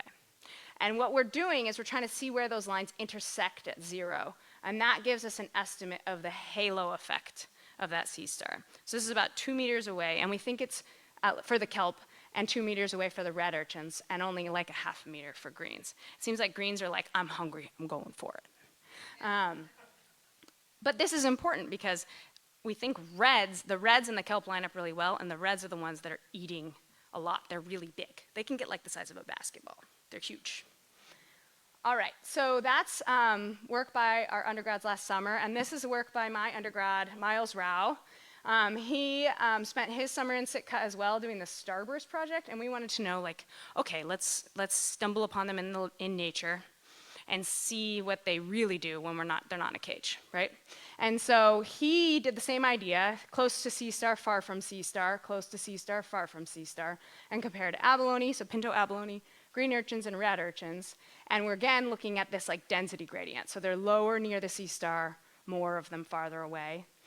And so we're seeing they scare abalone, they scare green urchins, and surprisingly we were like, they don't scare red urchins, that's weird. Why? And then what we did was we mapped over the site densities of the greens and the reds, and we found that the green site density, when they hit about 4 meters away, they kind of match back up with the local density, the background density. But for reds, when you map the site density on top, they never meet back up. So that means to me, they're actually fleeing more than 4 meters away, which is really big. And we were totally floored by this. The other thing he found was that this effect gets stronger when the wild stars are active versus inactive. So the prey seem to be sensing from 4 meters away whether that sea star is moving or not, which is pretty crazy. All right, so this is the one I really want to talk about. This is the star track experiment. This is from this summer. We let these stars out on 20-minute hunts, and we surveyed the prey density around them. Yeah. So these are abalone, green urchins, red urchins. Oh, wait, I don't know. The red urchin's already gone. I can't even see them anymore. Hermit crabs, snails. Like, we're talking about hundreds of individuals freaking the F out. And this is in 20 minutes, right? Like, that's how much of a footprint they can have. And so this is just a visual, but what we did was we laid tracks down behind them, right? So we could not only see how much they affected them, but whether it lasted, right? So the next thing I'm gonna show you is kind of the same as before, where we have distance from the sea star from 0 to 4 meters, and the grazer count. And again, we're looking at that intersection with 0, trying to figure out where the sea star effect disappears. And for abalone, it's looking like about 3 meters, and this is within an hour. So abalone, it's about 3 meters away. Green urchins, it's about 4. Red urchins, it's about 4. Tegula run around in circles, like chickens. And so 4 meters doesn't sound like a lot, right? But 4 meters is like here to the edge of the stage, and here to the curtains, and here to the curtains. So this entire stage is cleared out within 20 minutes. of a hunt. And we're talking like thousands of critters with their pants scared off of them. And that's like a 50-meter square area. So we're calling that the landscape of fear in 20 minutes. Okay, so the other important thing is we went back the next day, and the next day, and the next day. And we found that the abalone effect lasted about a day. The green urchin effect lasted about at least 3 days. And we think the red urchin effect lasted about 3 days too. And we're trying to figure out, there's some math. But like, we think they're going and they're not coming back, which is crazy if you multiply that one sea star by the 70 million that we used to have in Oregon before this event took place. And so these little urchins were living in a constant state of like panic beforehand. And now they're like, spring break. All right, so the next thing I'm just going to show you really, really fast is what we're planning on next. This is called the Pick Pen experiment. This is a pilot we did this summer. We released them into these underwater pens, 4 meter by 4 meter. And we're hoping to put these out in Sitka for like months at a time and figure out whether we can actually get the kelp forest to come back just by adding like 2 or 3 of these puppies into the pen. We had a little problem though. You'll see it in a second.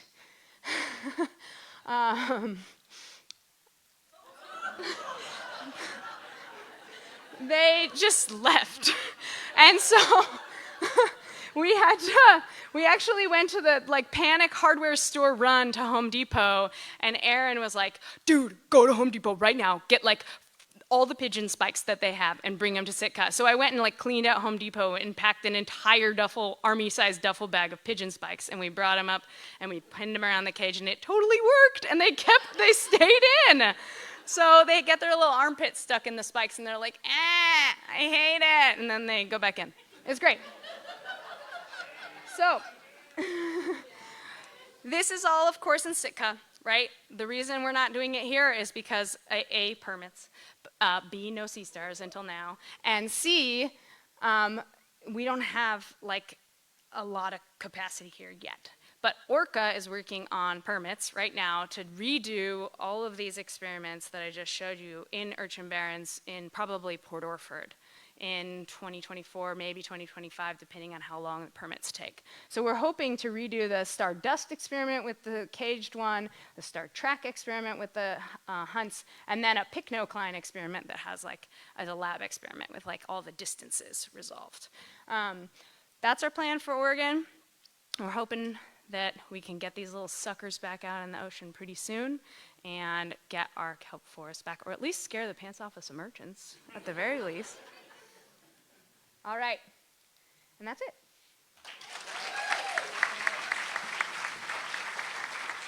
Cool.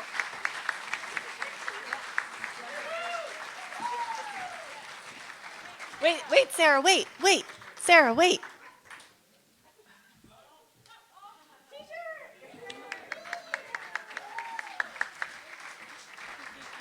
Thank you so much, Dr. Gravem. That was awesome. We've learned a lot about our inner tidal tonight. Whoever thought that our sea stars could be so charismatic, we just love them.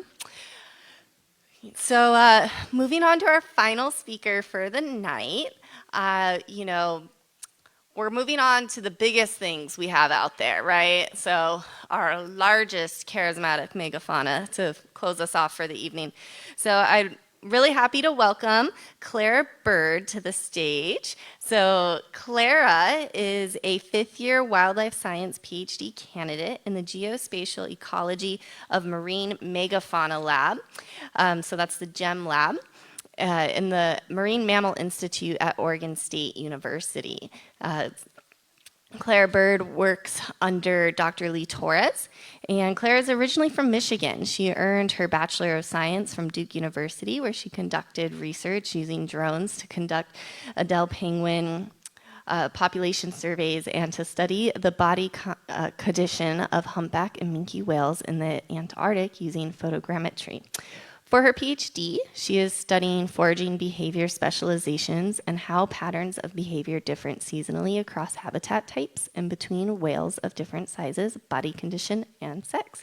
So please give a warm welcome for Clara. Everyone apparently hates this, but it's the blue button advances it. And Adrian's here to help you.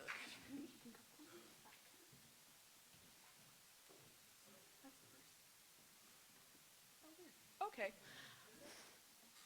Title slide is missing, but that's fine. Hi, everyone. Thank you so much for having me.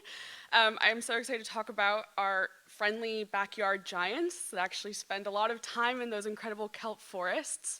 And I would argue that they are not metal, they are weird weirdos that are foraging in water way too shallow for something that big. So raise your hand if you've ever seen a gray whale off the Oregon coast. Heck yeah! Raise your hand if you know what a Pacific Coast feeding group gray whale is. Heck yeah!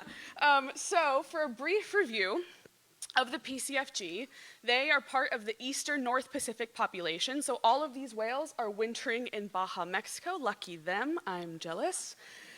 And then there's most of the population migrates all the way north to the eastern North Pacific summer foraging grounds, which are off of Alaska in the Arctic. But we have this fun subgroup called the PCFG. There's estimated to be about 212 of them right now that come and feed right here in our backyard. Isn't that convenient for the Marine Mammal Institute? And they're feeding here in a range between about northern California to southern British Columbia. And specifically that star is Newport, so there's a hot spot right here. They are frequently re-sighted, so we know a lot of them by name, and they show high sight fidelity, so we can see them year after year after year. And they forage on a lot of different things, mysids, crab larvae, amphipods, and it's in this really shallow coastal water, which again makes not a lot of sense, but it's about 20 meters deep, if not shallower than that. All of this work is done by the GEM Lab as part of the Granite Project, which stands for Gray Whale Response to Ambient Noise Informed by Technology and Ecology. So Lee started this project 8 years ago, and we're trying to see how these gray whales are responding to ambient noise caused by mostly boats and ship sound through their physiology and behavior entirely non-invasively. So we go out in our little red Zodiac, you might see us off the coast during the summer months, and we're going out there trying to take photos of the whales to know who they are. We fly a drone in order to see what they're doing and how they look health-wise, and then we also collect their poop in order to look at their hormone levels and their diet. And the work that I do uses drones, and we use drones because they increase our observational capacity threefold. So many of you raised your hands that you've seen a gray whale, and that likely means you saw their blow or you saw that tail right at before as they dove. But you don't really get to see what they're doing in between, which is kind of a bummer, which I'm going to show you today. But we can watch them, especially because it's shallow, sort of most of the time that they're feeding. We can see what they're doing. And so for my work, I'm using 7 years of drone footage. Yes, I personally watched all 7 years of drone footage. And I've picked out the best videos for you guys today.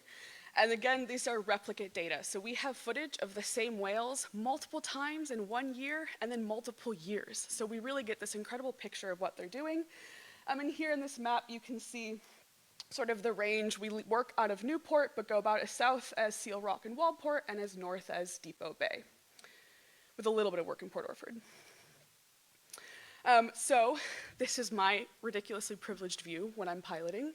So this is an example of what we see. That's me flying the drone. That's what it looks like from the boat. But then this is a whale named Pac-Man. She's actually the daughter of Scarback, which is a local favorite.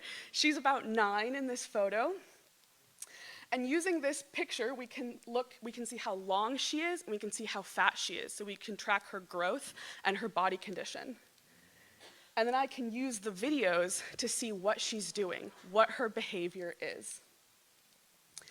And we've actually identified 8 different feeding tactics or ways that gray whales feed from this footage alone.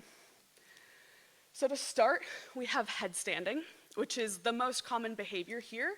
This is on a reef just off of the Yaquina Head Lighthouse, and so you can see it's a headstand, pretty self-explanatory. The whale has its head on the reef, and its fluke, its tail, is right up at the surface, and it's sculling its pectoral fins like a synchronized swimmer trying to maintain position because this crazy whale is in water shallower than it is long. So you might sometimes see that tip of the fluke sticking out of the water if you're seeing a whale feeding, and that's called sharking. And that's, again, because it doesn't fit in the water column. The next behavior we have is side swimming stationary. And so this is sort of like headstanding, where the whale's not really moving around, but instead of being head down, it's on its side. Usually, you can see in a very dense kelp. This is off of Orford Head. And you can see there, that's its pectoral fin on the side, sculling, and it's also beating its fluke, and this is all to maintain position. But if you've ever tried to like stay underwater and not move or float or get taken away, that's kind of hard. And these whales are fat and they're buoyant. So this is a lot of work for this whale to feed on whatever it's feeding on. We also have subsurface stationary, which is similar. You can see there, sometimes you'll see it open its mouth, yep, there. And you can see it's baleen, so it's suction feeding. And just that whole bendy situation, again, crazy. What is it doing? You're a whale. We also have side swimming forward. So this is in Depot Bay, where you're going to see the mouth there, jaw snapping. So it's opening, it's closing its mouth, sort of nomming its way through the water. There again. And then we also have this rarer behavior called surface feeding. We have two whales here, and they're actually feeding on a massive aggregation of porcelain crab larvae. We have only seen them use this tactic on big clumps of porcelain crab larvae, which is pretty, there you can see again, it's opening, it's closing its mouth, and it's maintaining this position right below the surface. And so, the question is, are they specialized? Gray whales are generalists. They clearly do a lot of different things. But the question is, do they all do all of them? Or do some of them do some of them, and another group do a different behavior?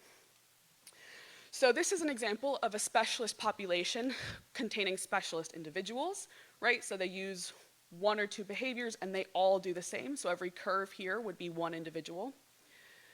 But then you can have a generalist population of generalist individuals, which is what gray whales have been assumed to be for a long time. But what about the individual? This is an example of what a generalist population of specialist individuals might look like. And so sort of the difference between this is what I'm looking for my PhD.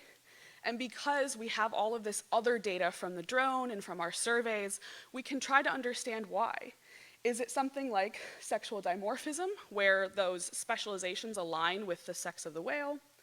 Is it something called resource polymorphism, where there's some difference in just the body shape, for example, skull size, that relates to the behavior that's used? It could also be an ontogenetic shift, which just means, it's a big word to mean it changes with age, right? Think about, we as humans have a big ontogenetic shift when we can't chew or eat anything solid, and then we shift as we grow in our diet and how we eat. And then there's just other niche specialization, meaning we don't know why, there's some sort of preference. And so this is all what I'm trying to connect for my PhD. So here is a little cross-section of the kind of data that we have. I have these two whales. I know what tactic they're using. I know their names. I know who they are. I know how deep the water is where they're feeding. I know how long the whale is, which serves as a proxy for its age, also its actual size. I know how fat the whale is, and this is body condition, which tells us about its nutritional state, but also how buoyant, how much it floats, because how fat it is. And then I also know the benthic habitat type. And my question is, how do all these things affect which behaviors are used? So, here come graphs, don't fall asleep. And you're going to see on the x-axis, one of those input variables, so BAI is our metric of body condition, similar to BMI in humans. Habitat type, depth, total length, TL. And on the y-axis, we'll see the probability of that behavior occurring. This line is sort of our curve, and then think of the shading as just the confidence interval around that. Let's dig in. So here we have the results for body area index, or body condition. And interestingly, the lines are flat. there's nothing, which was interesting and surprising to us. We expected maybe that buoyancy would have an effect. Clearly they have a way to maybe overcome it, and their nutritional state, so they don't feed differently if they're hangry or not. No effect. Things get interesting when we look at benthic habitat type. We do have differences.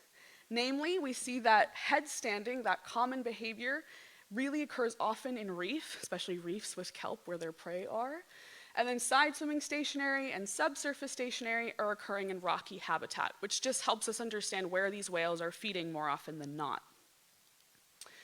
Things get really funky when we look at depth. This curve in particular is interesting. That point there in the middle is just that maximum probability. So that means that headstanding is most likely to occur in water that's about 12 meters deep.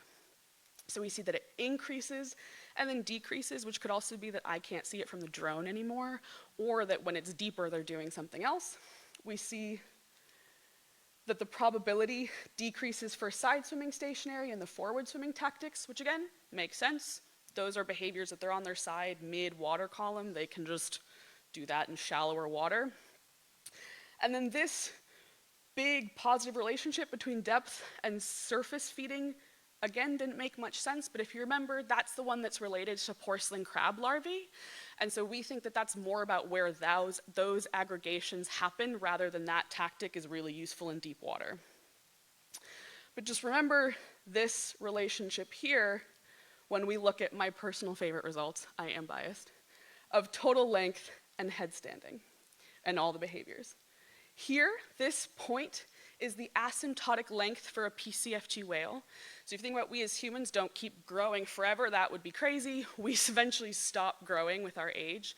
And so this asymptotic length, which is about 12 meters, is about the length of a mature whale. At that point, they keep aging, but they don't grow. And incredibly, we see that there's a big increase of the probability of a headstand with length, and then it flattens out. It looks like their growth curve. And then we also see that side swimming stationary increases, while forward swimming tactics have a big decrease. And so what this means that's so freaking cool is that we have an ontogenetic shift. Gray whales, when they're short and maybe not capable of doing anything fancy, are doing that forward swimming, and then they switch into headstanding when they're big and strong and can swim in water they don't fit in anymore. And so, no, you did so well. There we go. We see that the forward swimming tactics are performed by shorter whales in shallow water, and then they start headstanding by longer whales in deeper water. Basically, there's a switch. So juveniles and adult whales might use different behaviors, which could mean they use different habitats. They might use the habitat differently or be exposed differently to these threats. Every whale is not the same. We need to account for this when we're thinking about how to manage them. But that's not the only behavior that's cool. We also are interested in this bubble blast behavior, where the whale blows a big bubble from its blowhole when it starts to dive. And our questions were, is it about buoyancy, right? When you dive and you want to sink, what do? You blow air out of your lungs, you release it from your dive vest in order to help you sink. And so that was what we thought, is that these bubbles are these whales trying to maintain their position underwater since it's so shallow and they're so fat. And so our hypothesis is that they're performed by longer, fatter whales in shallower water. And so again, we're looking at all these variables: depth, body condition, behavior state, total length, and we want to know how that affects the probability of a bubble blast. And so we actually separated the behaviors, since depth is only relevant for headstanding. We don't know where in the water column a side swimming whale is. And again, now on the y-axis, this is the probability of a bubble blast occurring, and we have all of our factors on the x-axis. So for headstanding, we see that the probability of a bubble blast increases with total length. Yay. We also see that the probability of a bubble blast increases with BAI. Also yay. So longer, fatter whales are more likely to bubble blast. And then the relationship with depth, there's a slight decrease, but it's not very strong. For the non-headstanding model, we do see the same relationship for total length. we lose the relationship with BAI, and then interestingly, we really only see that side swimming forward has a really negative effect on the probability of a bubble blast, which makes sense, right? If you're trying to swim the length of a pool underwater, you don't really feel that you're fighting buoyancy as much. So they're moving forward, they're not trying to maintain position. But you might be wondering, Clara, why does it matter? Why do I care if a whale blows a bubble when it's fat or not? I'll tell you why. Our question was the same. Why? I mean, it's cool, and I think bubble blasts are crazy, but that's me. Does it affect their foraging efficiency? Does it affect how well they can feed?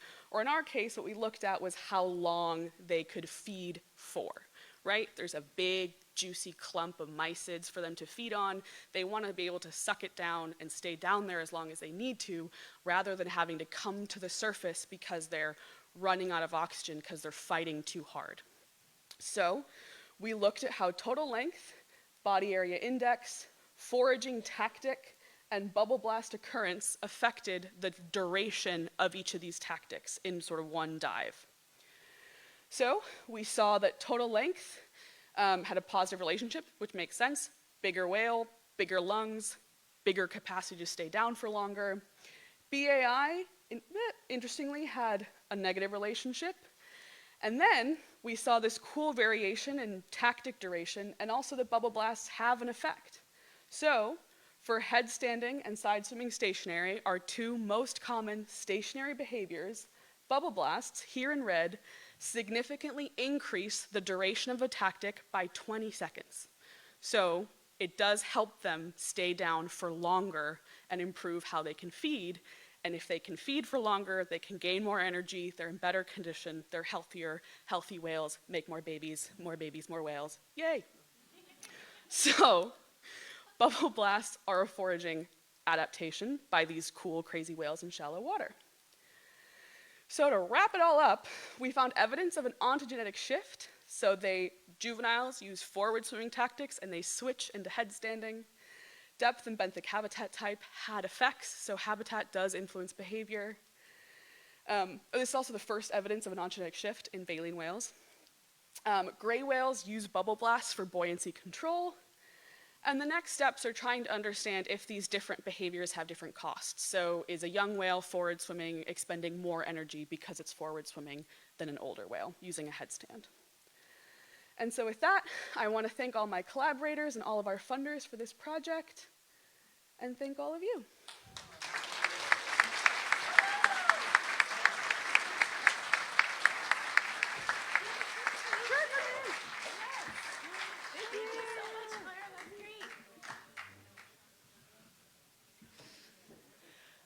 That was awesome. Thank you. Well, can we give like one big round of applause for all of our presenters? Yeah, really great. Learned about bugs and nudies and stars being metal and fat whales blowing bubbles. Awesome. So to wrap it up for the evening, I'm inviting up one of our board members, Boone Ogden, who is going to share a poetry reading with us about the Cape Perpetua Collaborative. So please welcome Boone up, and then have a great night, everybody.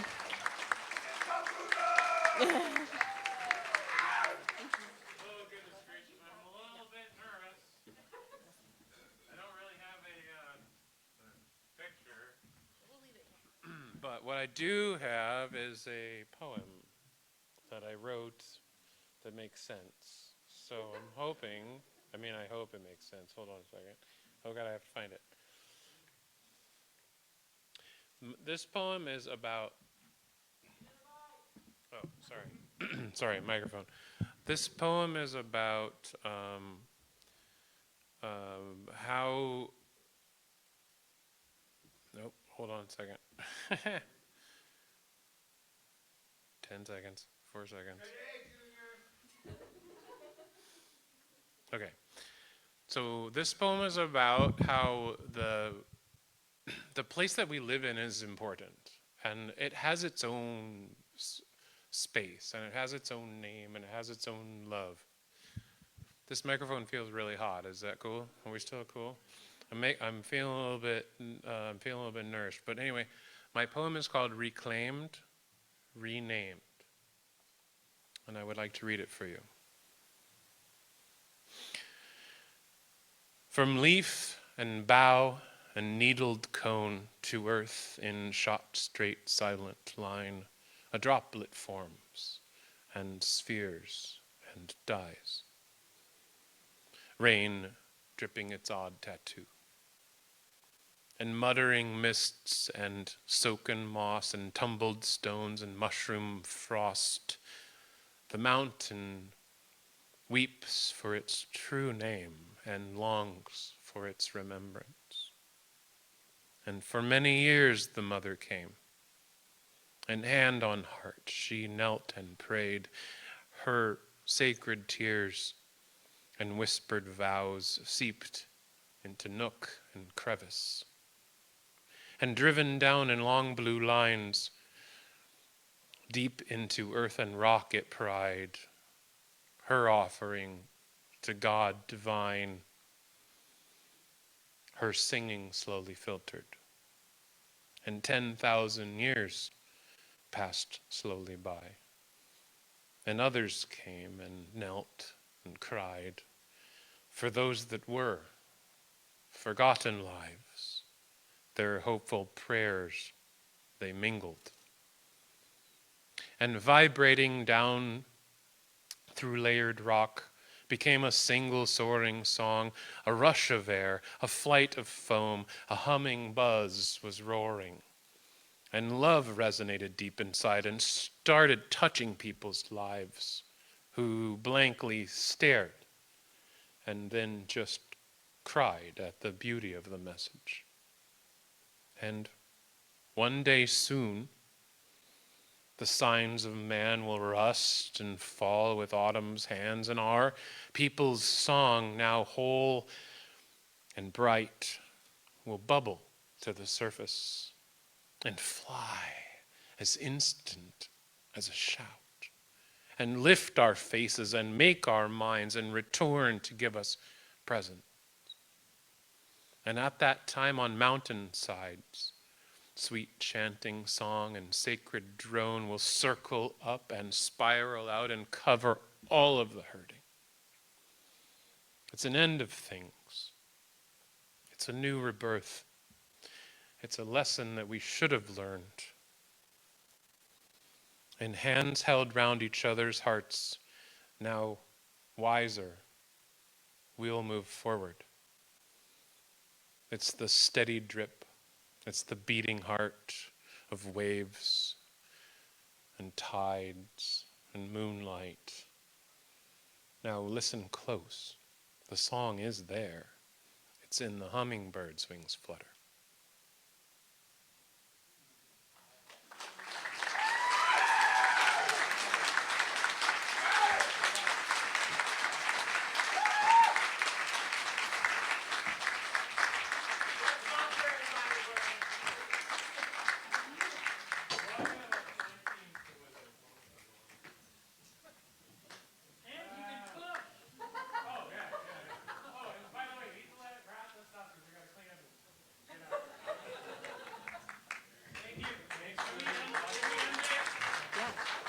Have a good night, everybody. Thank you for coming.